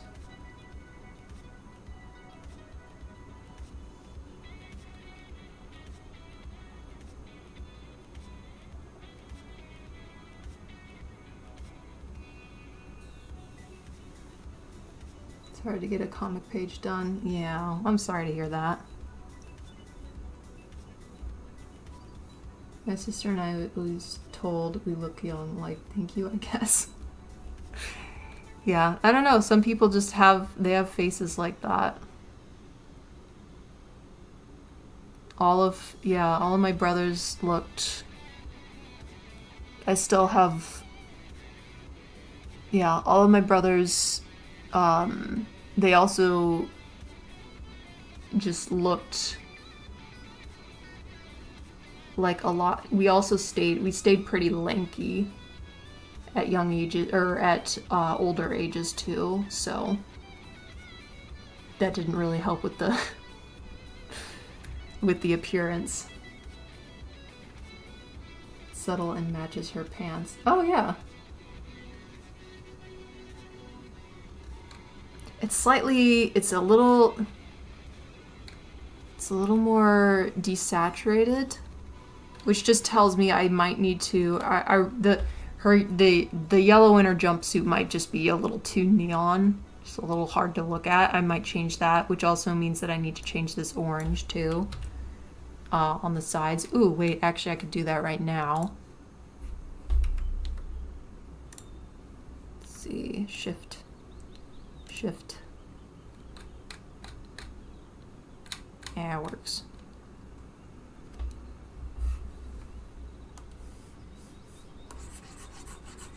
Oh, no. That does not look right against that yellow.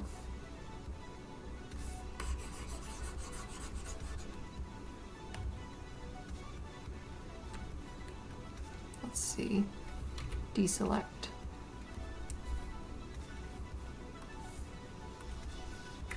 Shift and... I mean, I'm going to be changing yellow eventually, so it might look different. It might look better once I get to doing that.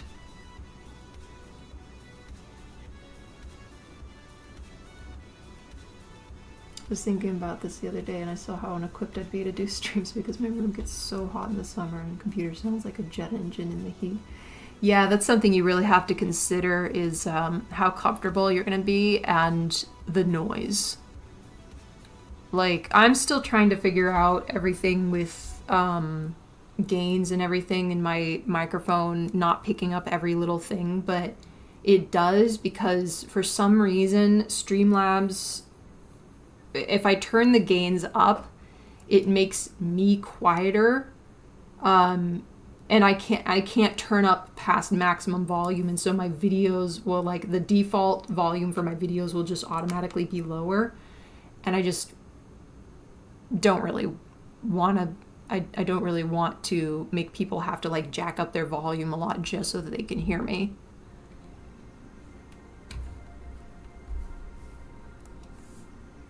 So that's something you have to consider. I just have to make sure that I'm doing my streaming on a day when there's not going to be a bunch of noise in the background. I'm just really glad that there's no construction on my street right now. So I'm glad that God has equipped you to be able to do these streams. I am too. It is a huge blessing to be able to do these. Like, I've been trying to figure them out, and I'm trying to figure out consistency and everything. But I feel so blessed to be able to do these because it's something that I've wanted to do even before I got onto Tumblr and Instagram again recently. Like, I'd been wanting to try streaming again, or try streaming a while ago.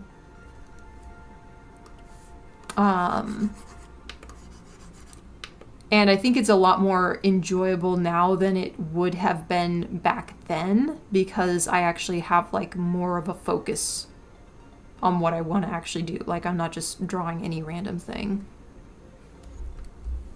And I just really enjoy the community.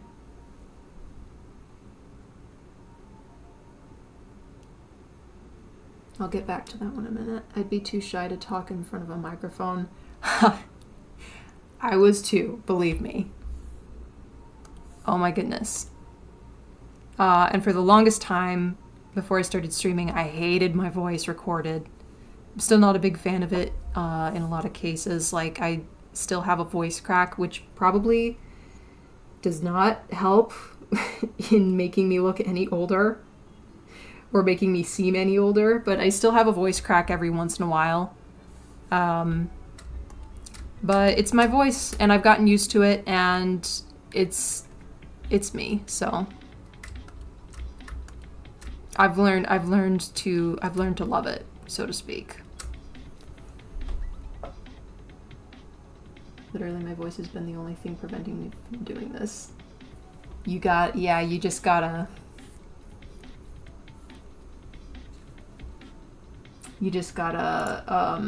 kind of commit.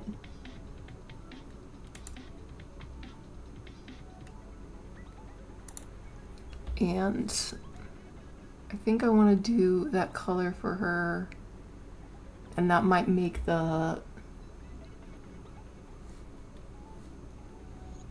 orange on the side look like it blends in a little bit better. Hold on, I gotta go back a little bit in the chat.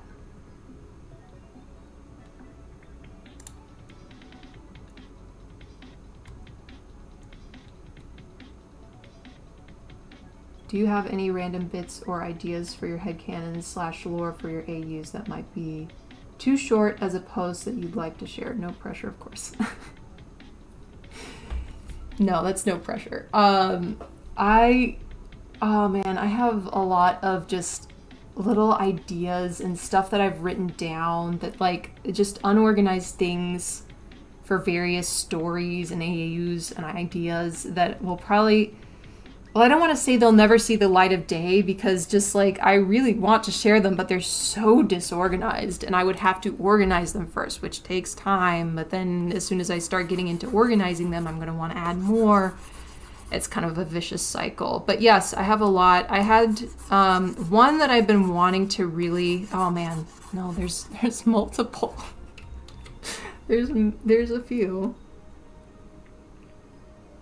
I think your voice is very calming to listen to. Oh, thank you. That's very good to hear. Oh, the one that's been on my mind lately is one, and I feel like this idea has been taken before, but one where Donnie starts, this is post-movie, he starts hearing like voices in his head, and he's also getting like visions from the Technodrome of recordings and stuff of past conquests and just generally like all the violence of the Krang, and he really doesn't want to see that, but his brain is forcing him to see it because there's some part of him that's still like from the Technodrome, and so he's just living these nightmares constantly, and he's not telling his family about it. And then I was going to get into rendering, wasn't I? And then he starts to hear these voices fairly soon after, and they're just like, we can help you. We can help you with these nightmares that you've been having. He's like, who is this? How are you in my head? And they're just like, come find us and we can help you. And he's like, I don't trust you at all. And so he's like resisting them. He's like, get out of my head. And eventually he goes, like, he gets so desperate at one point, he just goes on a journey to find whoever these voices belong to, because they kind of give him a demonstration, so to speak, of how they can help him. So they're just like, they suppress these nightmares for a second, or these visions when he's having them. Like, it's not quite a panic attack, but it's just like having to live through, all of a sudden a memory pops up that's not his, and he's just like, oh great, I gotta live through this. And so one of those pops up, he starts living through it, and the voices are just like, we can suppress that. And they do, and he's like, wait, how did you do that? And he's like, can you just like constantly do that? And they're like, no, not constantly. Our connection as it is now does not really allow for us to be doing that consistently all the time. You need to come and find us and free us, and we can help you better. And he's like, that sounds really sus, but I'm gonna give it a try because I'm running out of options. So he goes on like a trip to Japan, which is where apparently these voices are residing, and he's gonna look for them. I can't decide whether or not, I think he would go with his family. I think at that point in the story I decided like he would have broken down and actually told his family like, hey, this whole thing is going on and I need to look for these voices, and they're like, of course we're gonna help you with that. And so they go to Japan with him, but then at some point he'll like go strike out on his own and look for the voices himself, which is like not ideal. But he's just like, I don't want to get my family have supported me this far, but I don't want to get them involved if this is like super dangerous or something. He goes to like some sort of underground temple, which is guarded by yokai priests, and they're pretty chill and everything, but they're just like basically guarding this underground temple in Japan, which is very inaccessible. They're like, yeah, this place was put here like thousands of years ago. I can't remember how long ago it was. There's a specific amount of time, and I can't remember what it was. But he's just like, so nobody can get in, and this is the place where the voices are coming from. And the priest, actually, I think I made it out to be a priestess. I'm not sure how much that matters, but she's like, yeah, nobody's been in here for, a long, long time. We just kind of take care of the place, and it's not like anything bad is going to happen because this place is pretty inaccessible. Of course, the voices tell Donnie exactly how to get inside. And so he does that, probably behind the priestess's back, and gets inside this kind of room.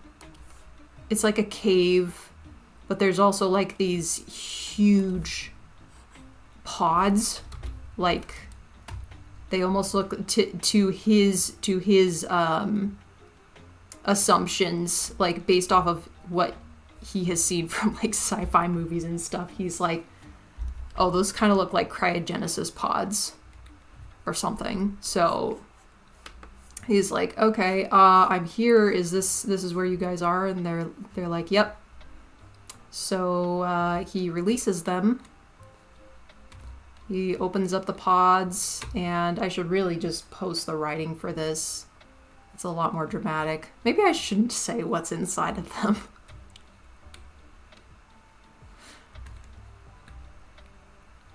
Let's see. Hold on, I do need to focus for a second while I clip this.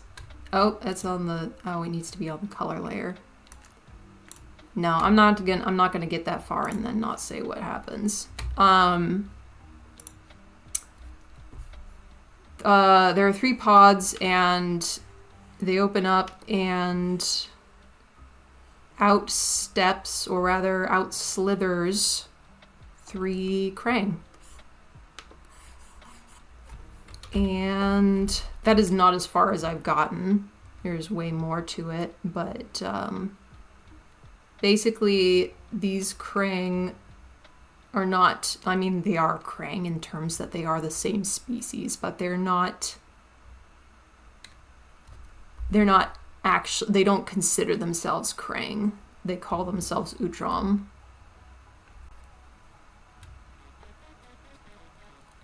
So, but, oh, I forgot to mention the name of the story is, What They Left Behind. And basically, the Utrom were like, they used to be Krang, but then they were usurpers because they were like,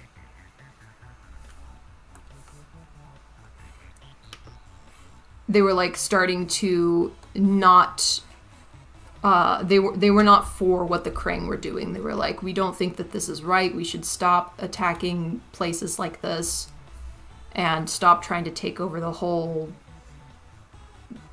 galaxy, universe, whatever, solar system. And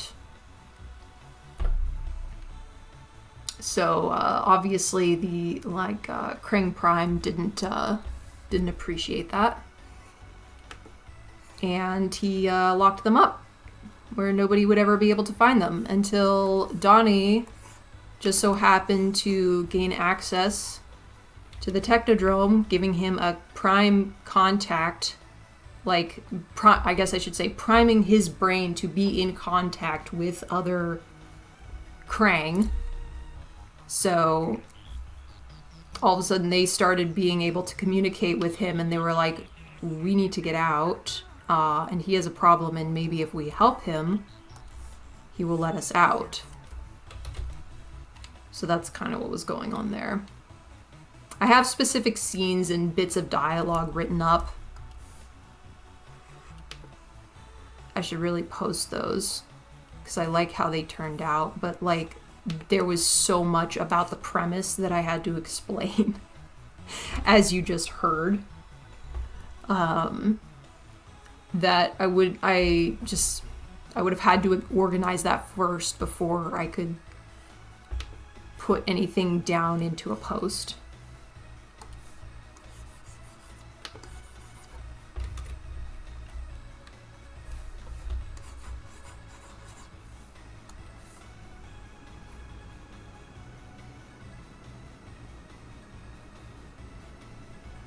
I can imagine how useful that is for Donnie, but also a curse. Yeah, very much so. Like, being able to talk with these guys telepathically is, I definitely want to explore that more. There was supposed to be further in the plot, what was supposed to happen. It wasn't supposed to be just Donnie figuring out his whole thing with the memories and stuff. It was also supposed to be Sister Krang is still on Earth, of course, because we see that at the end of the movie. And she is just, she is just the prime candidate for, like, post-movie AUs to explore, like, what's a good threat that we can use for this fan fiction. So the threat obviously is Sister Krang, and you know, she's trying to get out. One of the three Utroms would also be a traitor, and just actually be helping Sister Krang behind all their backs, even though he's acting all nice and civil towards everybody. In fact, he's probably the nicest, the one Krang, the traitor, that's the word I was looking for. The traitor would be the nicest of the three of them. But he would be the one who's trying to help Sister Krang. And yeah, anyway, later in the story, there would probably be this whole thing with Donnie trying to help out, taking her down, which would I just went crazy with this idea.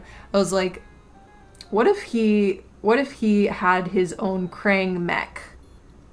Like, he was able to pilot a Krang mech because of his connection with the Technodrome, and the what's their faces, the Utroms, like, designed one for him, or at least had one already on standby. One of them was fighting Sister Krang. He gets knocked out, and then Donnie takes over the mech, and it forms to, like, his general image. Would the Utrom look any different or not so much? No, they wouldn't look very much different at all, which would really be confusing in a lot of ways for Donnie and the brothers. The poor guys would just be like, okay, I know that these guys, like, I know with my head that these guys do not mean me any harm. But we have had very bad experiences with this race. So they're when they're around them, they're like trying to be, you know, after the initial panic, they're trying to be civil and they're trying to be kind and understanding, but it is really hard to fight that fight or flight response towards them that they immediately have, especially Leo.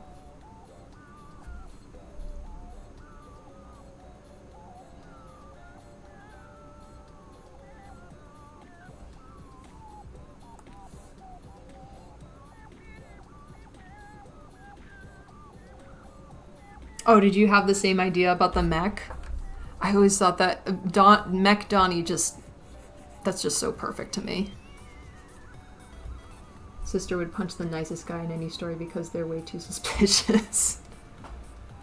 I mean, it is a trope. It's a trope. I will admit that. I didn't exactly pull that one out of thin air. Yeah. I'm gonna head out now, but thanks for another great stream. Hope you have a great day. Thank you. I hope you have a great day too. The animal part of their brains are making this spider.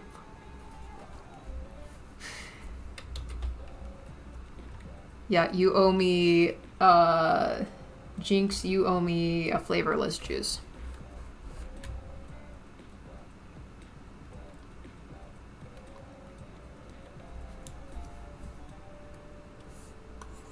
How does that even work? How does flavorless juice even work? What is that even? Is it just sugar water? Is that what it is?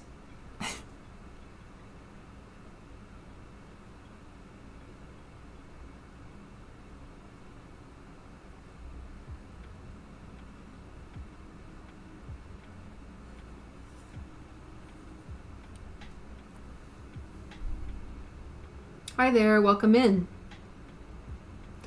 Yeah, I might need to reload. I don't know what the latency issue is here, but I might need to reload my...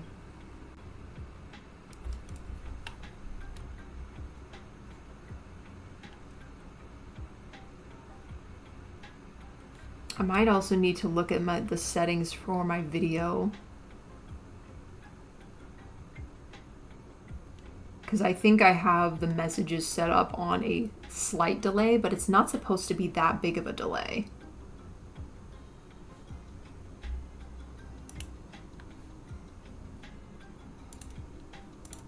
Let me check that really quick.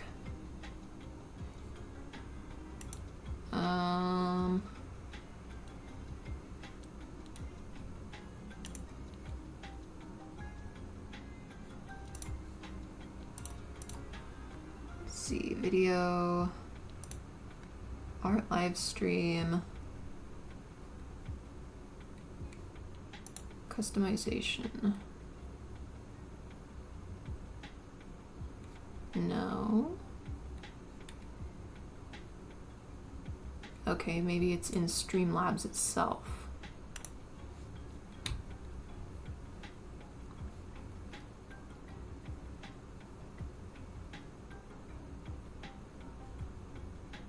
Imagine flavorless juice has so many health benefits, but is just so bland. Yeah. What if it's just electrolytes? What if that's all it is? I bet that's literally all it is just electrolytes.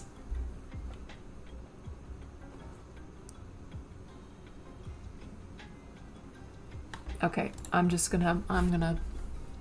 have to fix that later. I'll try to see if I can get chat delay to not happen in future streams. Sorry about that.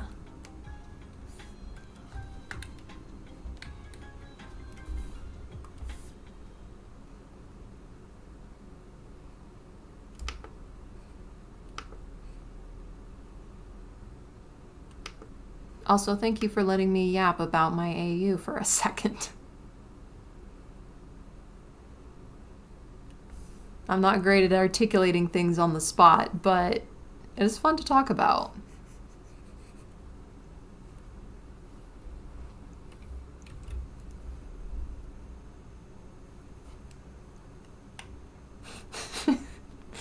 Those hydration powders. No, I'm gonna read it the other way.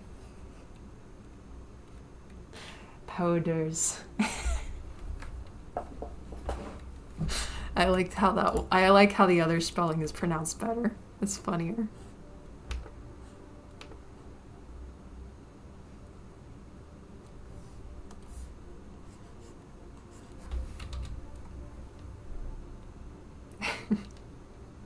I'm glad.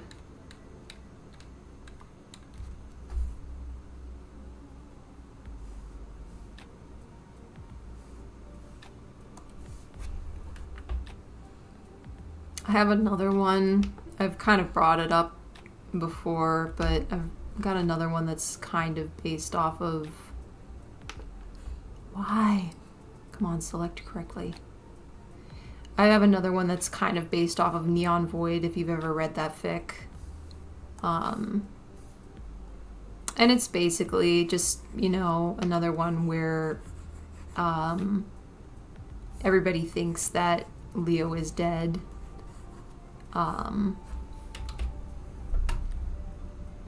But he is in fact not. And there's a good period of time in the story too where Leo thinks that everybody else is dead too, or at least captured.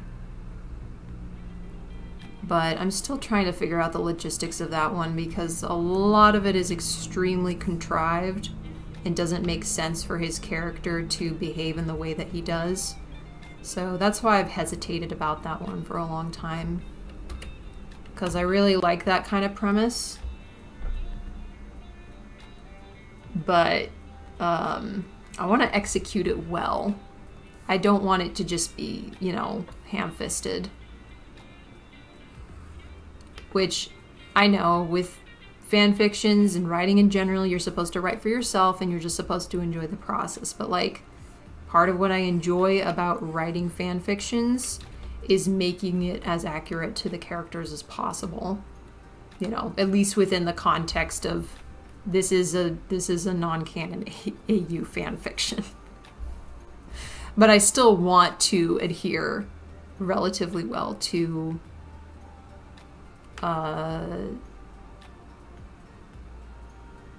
canon. That's what I was looking for. Can't focus apparently when I am selecting things with my lasso.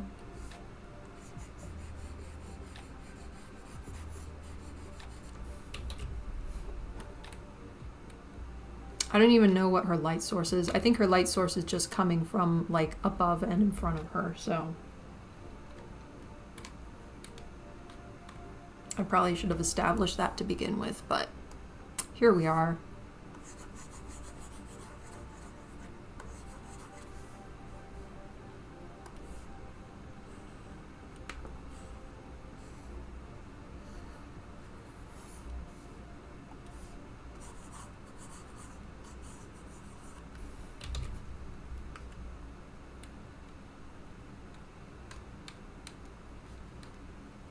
Definitely need shading down here. Standing out way too much. Very bright, and we want bright, just not everywhere. There needs to be depth.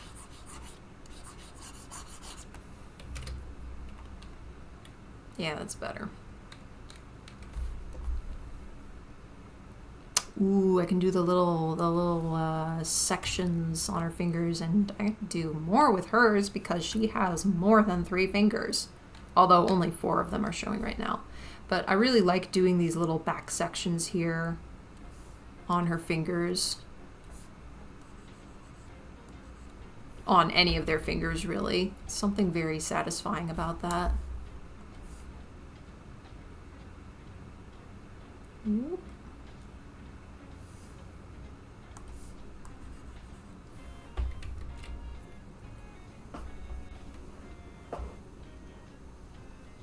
I need to try and stick with the original character traits. I get swept away with so many ideas and I have to think, is that really how they'd act? Yeah, it's difficult sometimes because on the one hand, I have a very specific story I want to tell, and on the other hand, I'm just like, this is not how that character would behave. I need to come up with something else.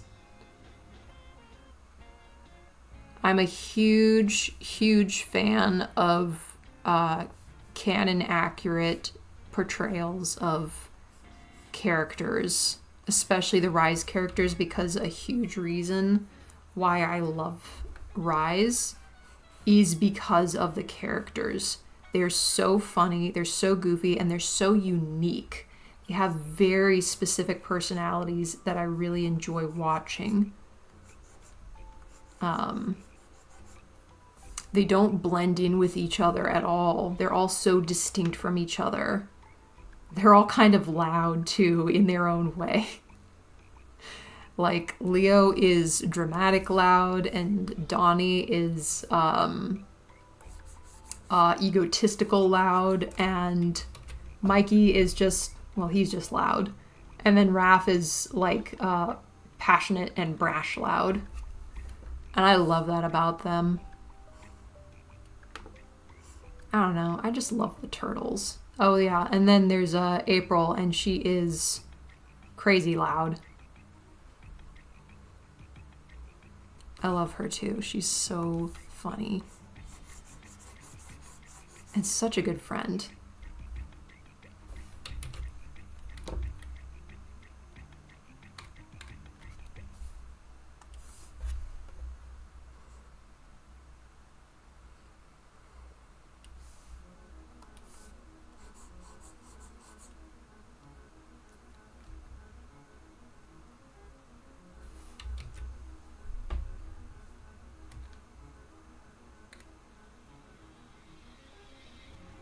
usually desensitize Donnie too much. Yeah, I think that's a common thing that a lot of people run into. I don't think you're alone there. But yeah, he's very emotional, actually, like really, really emotional. But for the most part, he acts like he is not, and he tries to hide that by being monotone, which is not the same thing as being unemotional.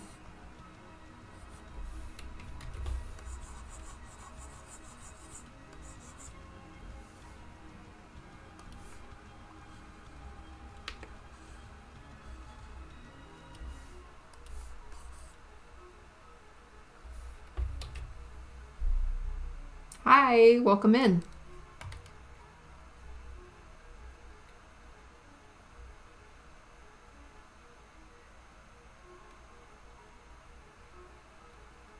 When I'm writing, I make Leo act like a child who's high on sugar. I mean, he does get pretty crazy sometimes, but it also depends on what version you're writing. Like if you're writing your own version, or if you're writing the Rise version. Hi, first time joining Livestream. Hi! Thank you for joining. I hope you enjoy it here. We're just chilling and drawing, or at least I'm drawing. I know a few other people are also drawing while they're watching this, but if you want to join in drawing, that would be awesome. If you want to work on some other project, that's awesome too. If you just want to chill, do whatever you want.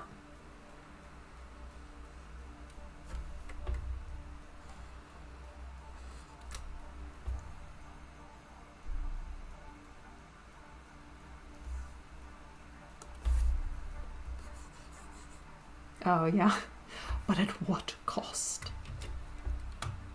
He's so dramatic, and I love that about him.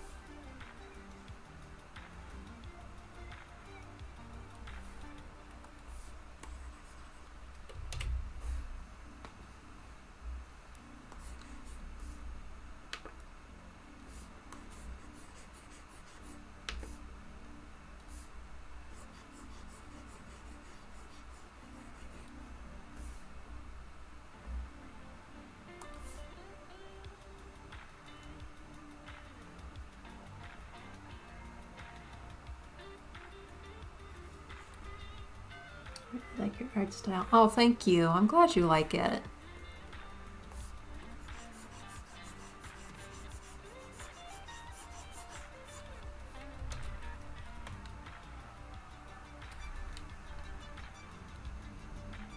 Yeah. It's fun. It's really fun to do.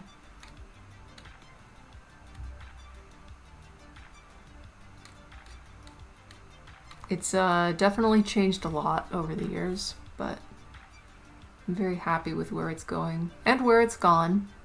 Like, I think that art and art styles are valuable in every iteration and every stage that they're in,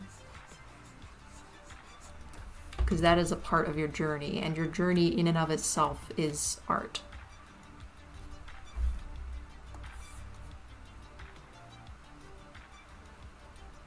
I don't care how crunchy that makes me sound.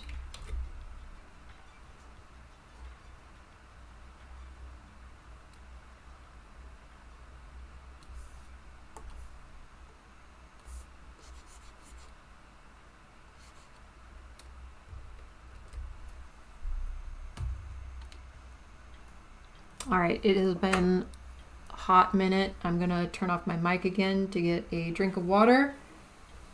Just a reminder for everybody else, drink your water if you haven't in a while.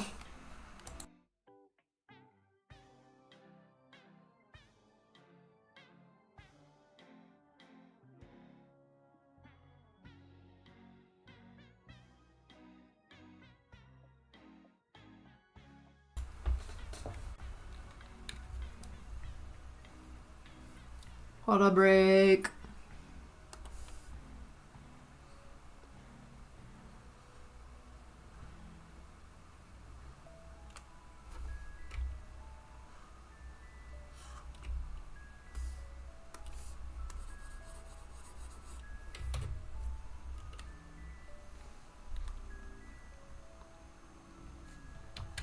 Alright, in order to figure out what's going on with her face situation, that whole situation, we gotta get rid of her glasses for a second. Let's see.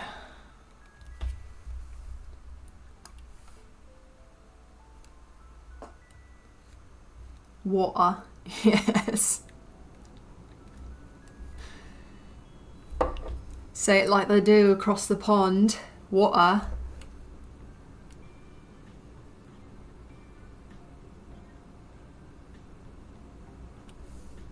Just a little bit of, nope, that is the wrong brush.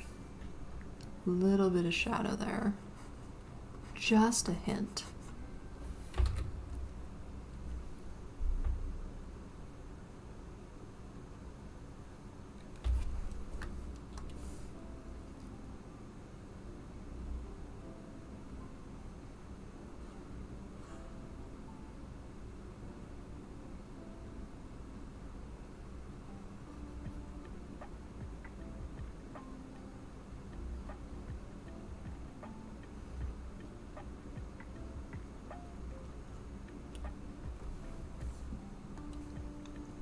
Why am I getting jump scared by so many things today? First my phone notifications, then a door being open, then someone just saying hi to me.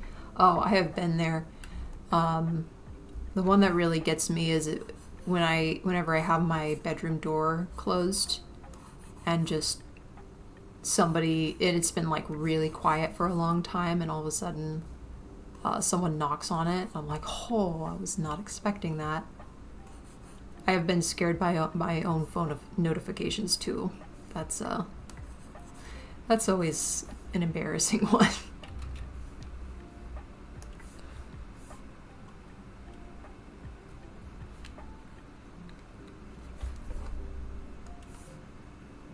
It's like, I promise I'm not that jumpy usually.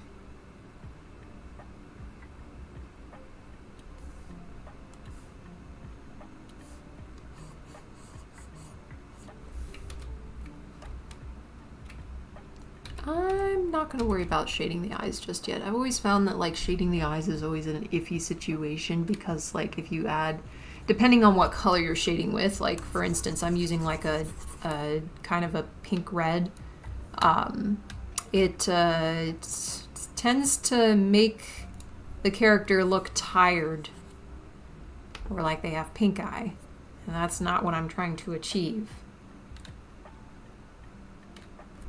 Sometimes you have to go with like cooler colors, I think, when you're shading in eyes and teeth. I'll get to those in a minute though.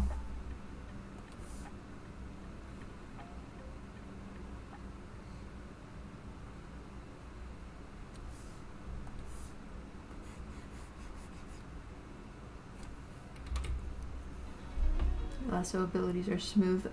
Thank you.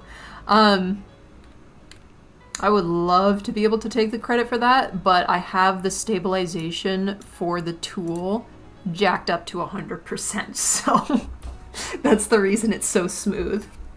Let me see, where are the properties for lasso? Let me go into corrections and turn stabilization all the way down, and I'll show you just how smooth it is. It's not very smooth when I have, okay, it's smooth because I'm going fast, but like, let's see, let me try to do like really slow and detailed. Look at how jagged that is. That is so much more jagged. But Like, let's say I wanted to try and do this. You kind of have to go fast if you want to do smooth lines with low stabilization, but that is... Yeah. Anyway, you just have to turn up stabilization. Or at least I do, because I do not have a steady hand.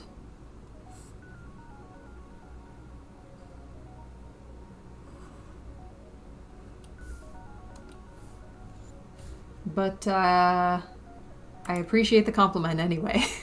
I'll take it.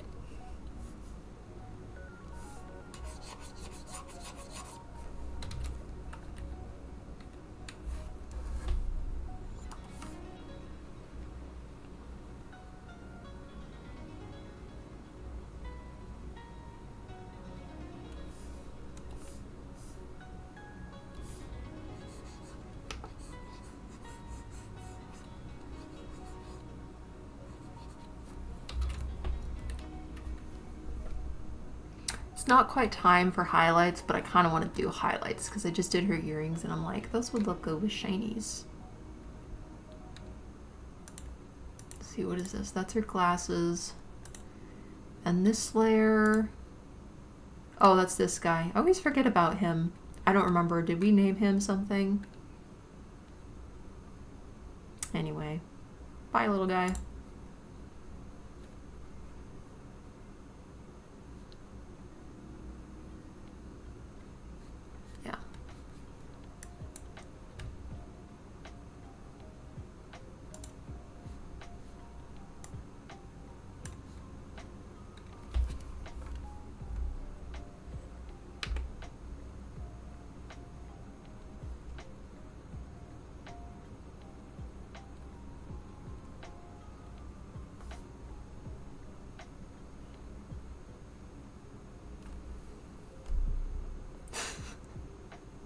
Gerald. That's a good name. That's a good, strong name for the little guy. Yes, it is a great name. His name shall be Gerald.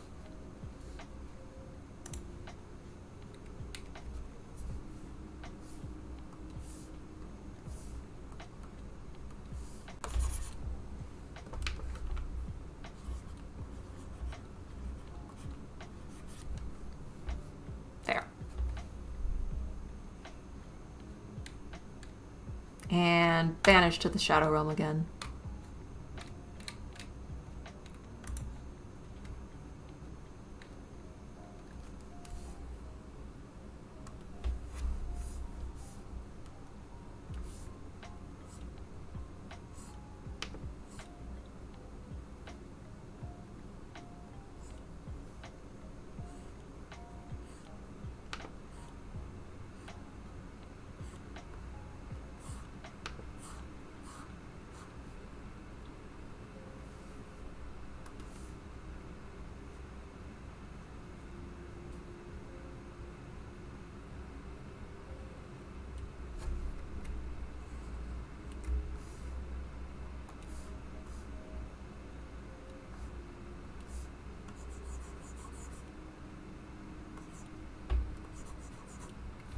I just realized I was drawing with the wrong color. Oops, I'm using the wrong brush now.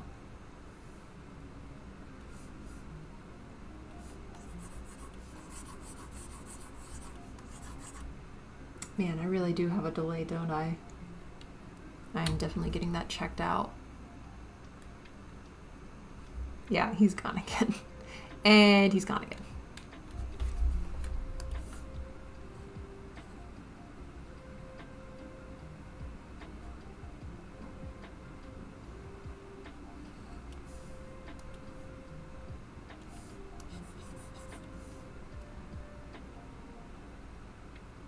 Oh, I need to turn off Protect Alpha, that's why.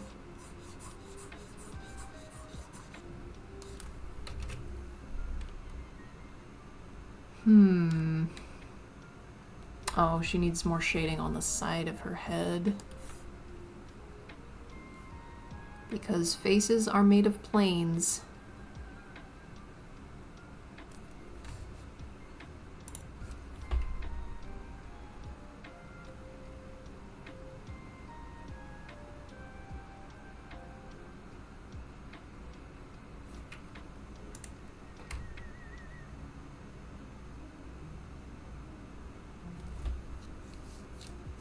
Okay, I hope you feel better.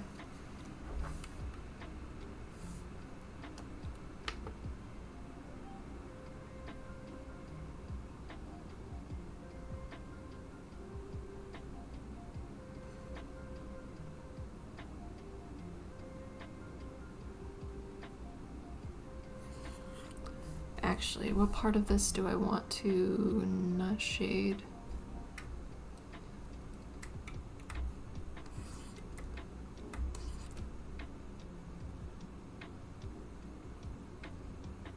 I kind of want all of this shaded.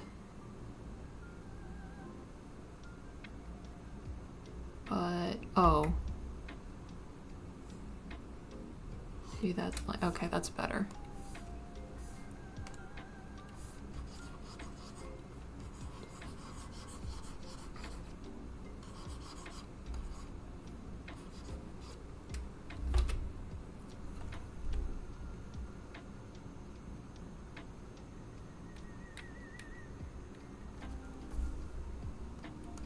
Fix that cheekbone just a little bit. That's a little too sharp.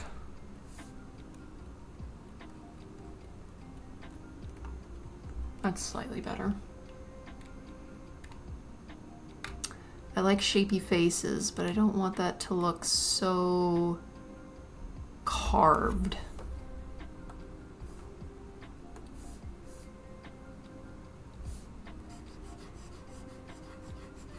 Especially at the when it comes to the cheeks, it's a little bit like there's smoother going across the top here. Yeah, that's better. No, that's not better. Hold on. Now I've messed with the colors back here. Okay, that's better.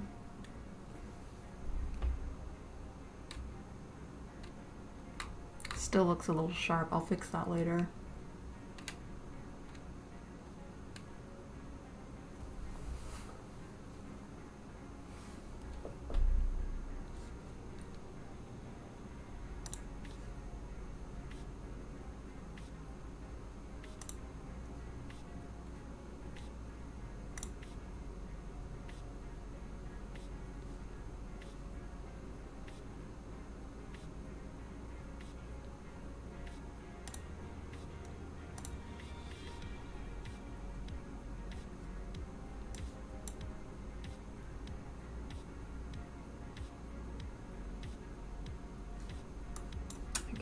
Can't find the settings that fast.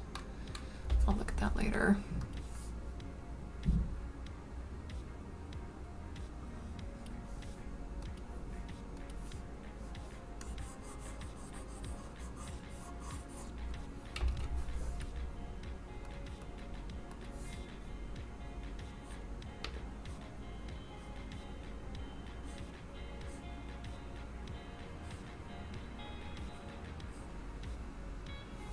Oh, I never finished shading her fingers.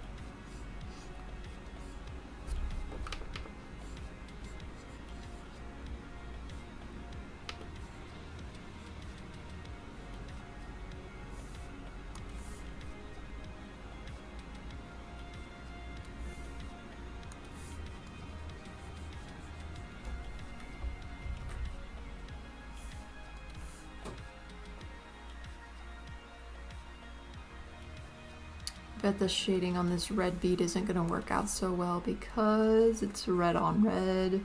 Oh, actually it kind of shows up okay.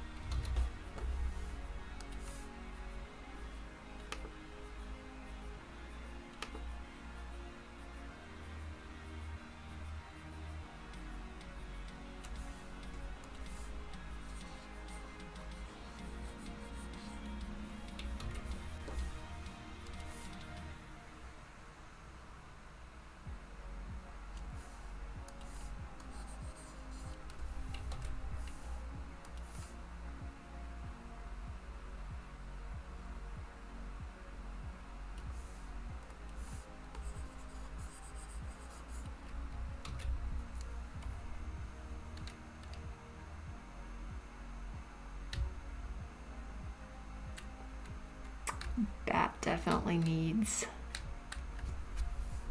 some shading. It's looking pretty flat there.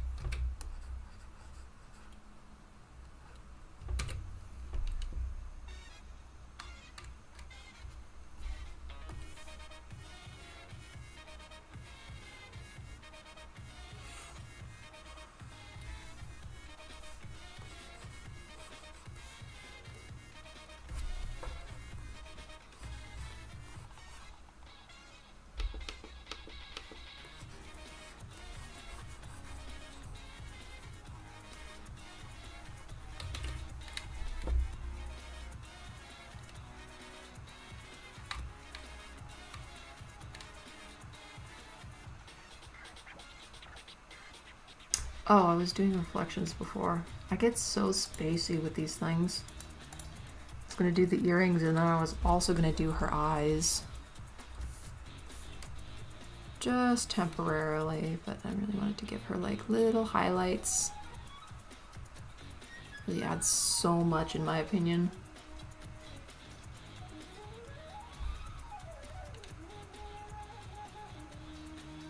Nice, that must be really satisfying. Adding links to things is so tedious.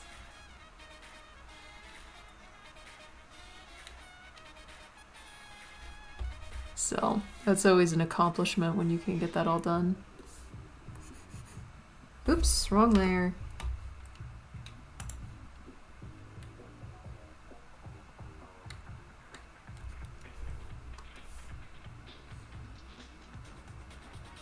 I've also noticed that Tumblr Mobile has a problem with adding links, or at least maintaining links. 27 parts, my goodness. I don't know if I even have that many links. No, I think I have that many links in one master post, but of course I've been accumulating that over months, and you just did that all at once in one day, so that's an achievement. Yes, exactly. Yeah, I should have read your message first. The fact that she had to relink everything recently is even more tedious. Yep.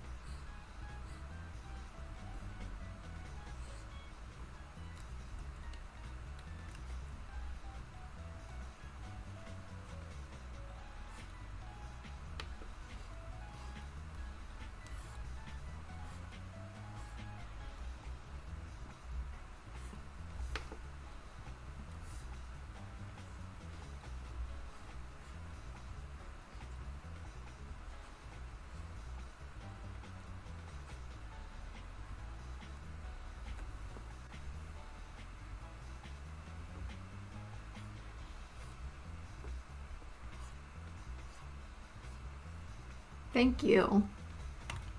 Yeah, I like how these turned out.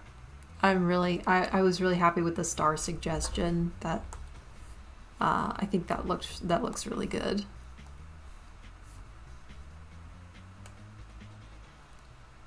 Need to fix it a little bit though. Edges are a little jagged.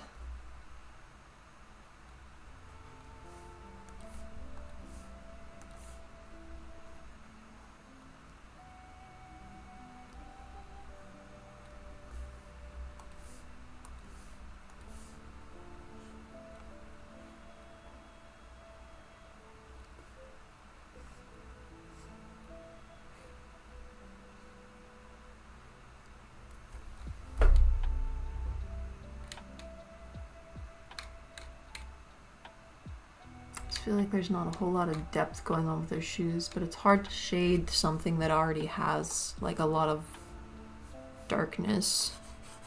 Wrong layer again. Oh, that's actually better.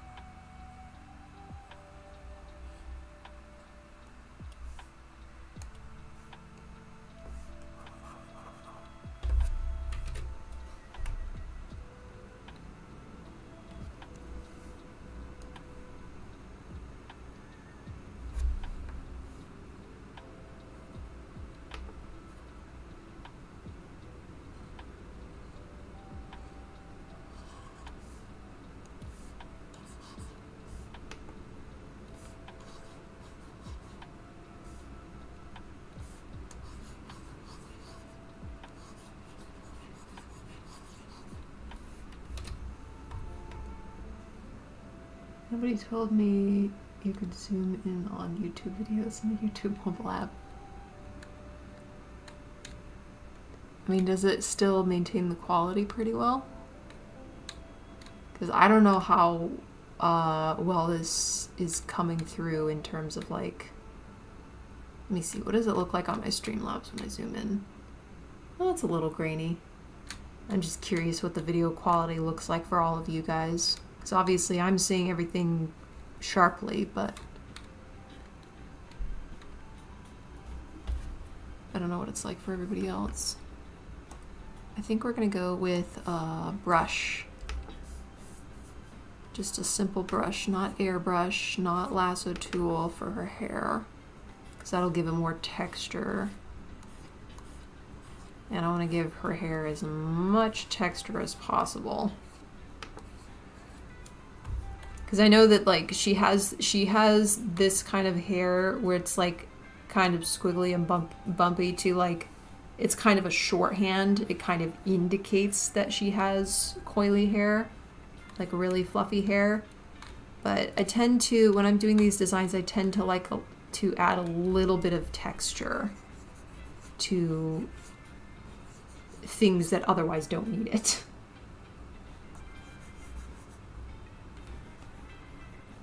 That's good to hear. I'm glad.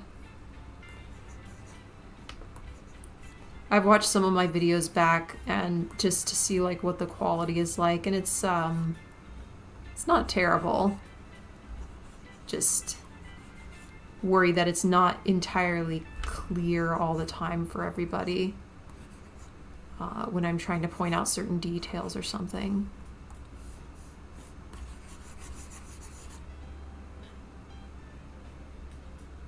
Looks like a chocolate cloud. Yeah. I've always liked that description for people who have brown hair, like chocolate colored hair.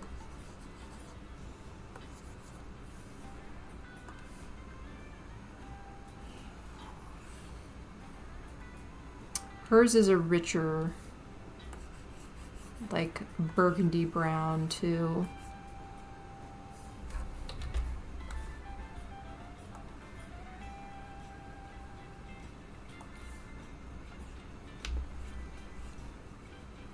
I think it suits her very well.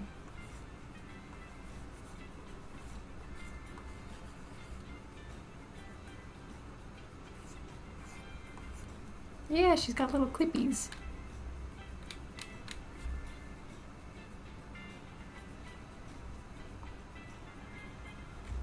Actually, you know what? I saw these really cute little star clippies once at a Hobby Lobby, and they were so cute. The thing is like I don't wear hair clips. I actually don't put my hair up very often at all, except for like at work, just to keep it out of the way. And that's just with like one hair clip in the back or like a ponytail. But they were just so cute, and they might look good on her. Yes, clippies. They've never been... See, I didn't start calling... There are certain things I didn't start calling by their proper name until I was much older, and I was like, oh, I was saying it like the kid way for the longest time. And clippies has not been one of those. They are and always will be clippies to me.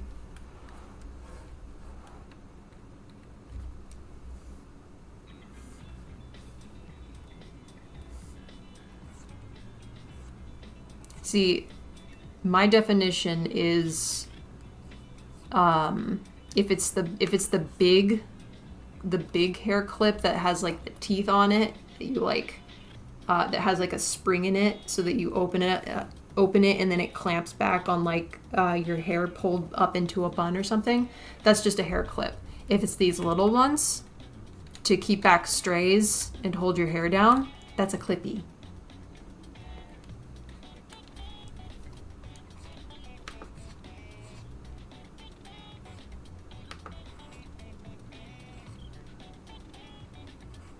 I like taking the big hair clips and just opening and closing them like a crocodile. My inner crab comes out.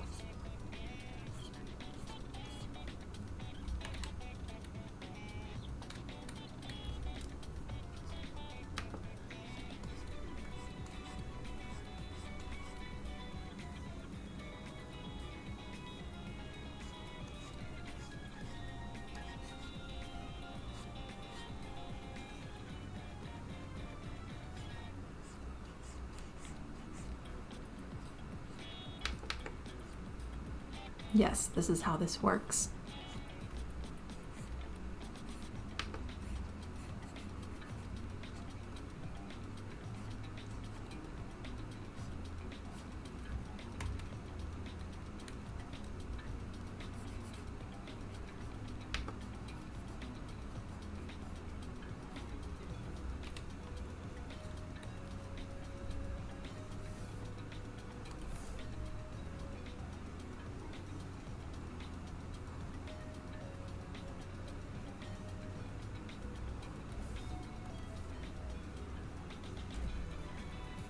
Put the clippies on my fingers, and for some strange reason the pressure feels good.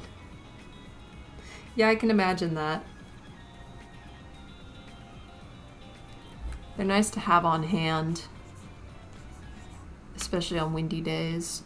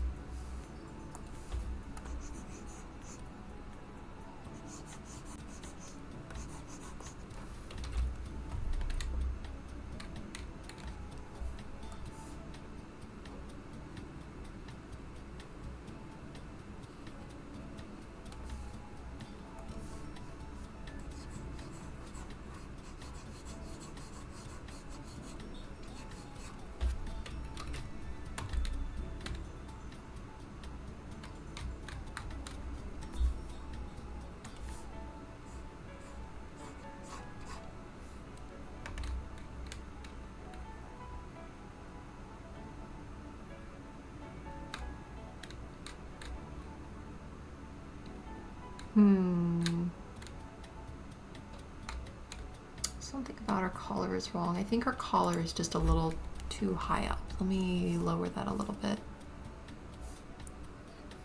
See what that looks like.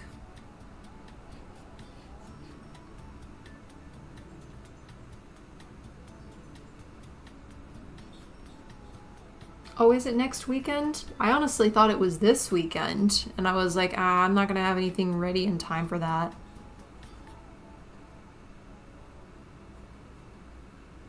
But if it's next weekend, I might be able to prepare something.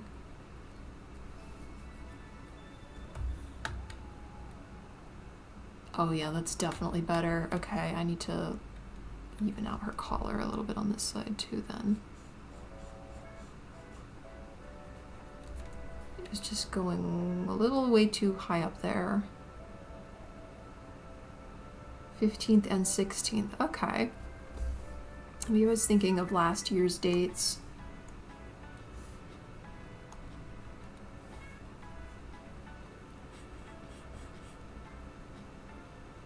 I am on the right layer, aren't I? Yeah, okay, that's weird.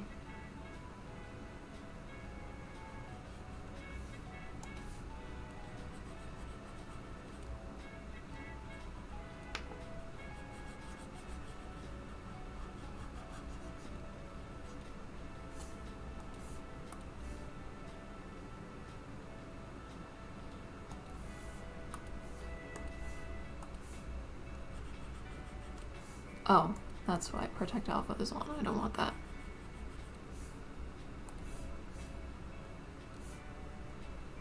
Oops.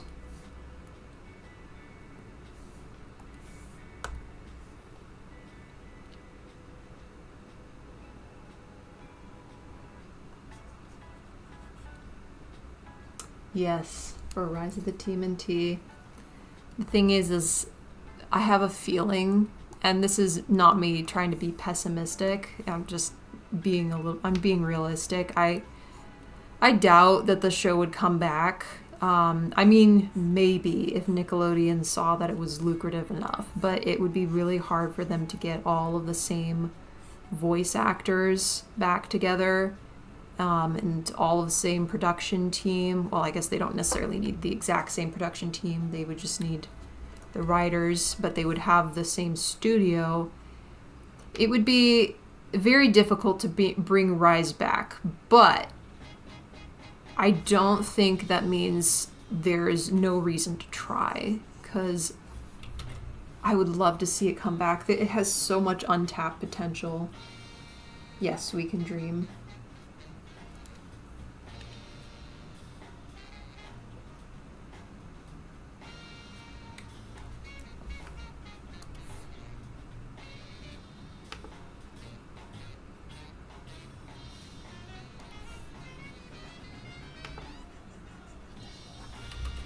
I think that Open the Floodgates is a really fun idea in general. It's just a really good way to bring the community together. I am on the wrong layer. That was close. I could have been drawing on that layer for longer than I would have noticed, and then it would have been really bad. Hold on, I've got so much time. I've only got a little bit of time left here. I just want to do this zipper really quick. It's calling to me. The zipper is calling to me. It's just the perfect shapes. Good zipper shapes.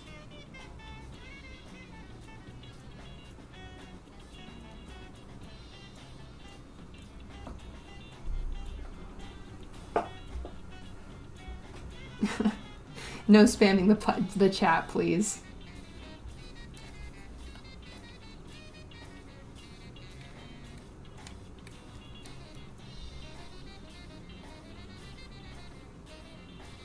I would prefer if we did not have spam in the chat. Thank you.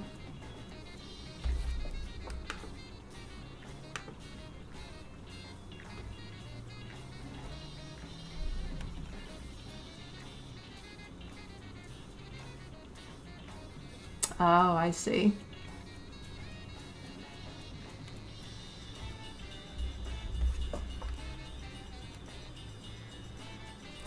It's okay.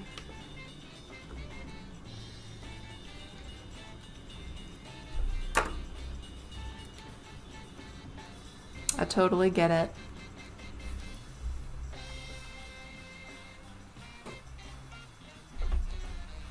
It's okay, really. I kind of guessed that that was probably the case, or something similar, but at the same time, like, still.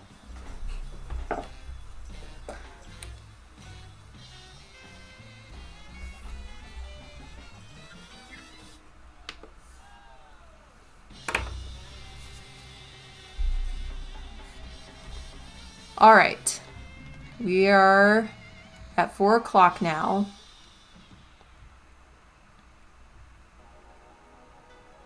Yeah, I'm really happy with how this is turning out.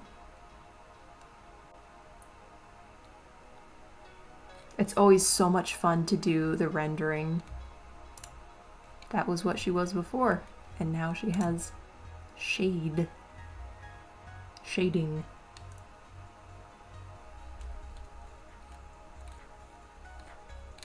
Anyway, all right, I think that's gonna do it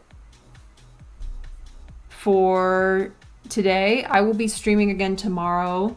I'm gonna be streaming, not drawing. It's not gonna be an art stream.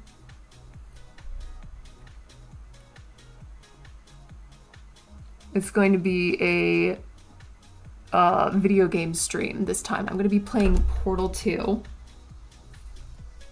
And I am so excited for that. I've been waiting for a while to play Portal 2, and I just wanted to wait until I had a good time where I could actually, like, you know, breathe and give it the time that it needs, at least for the first part.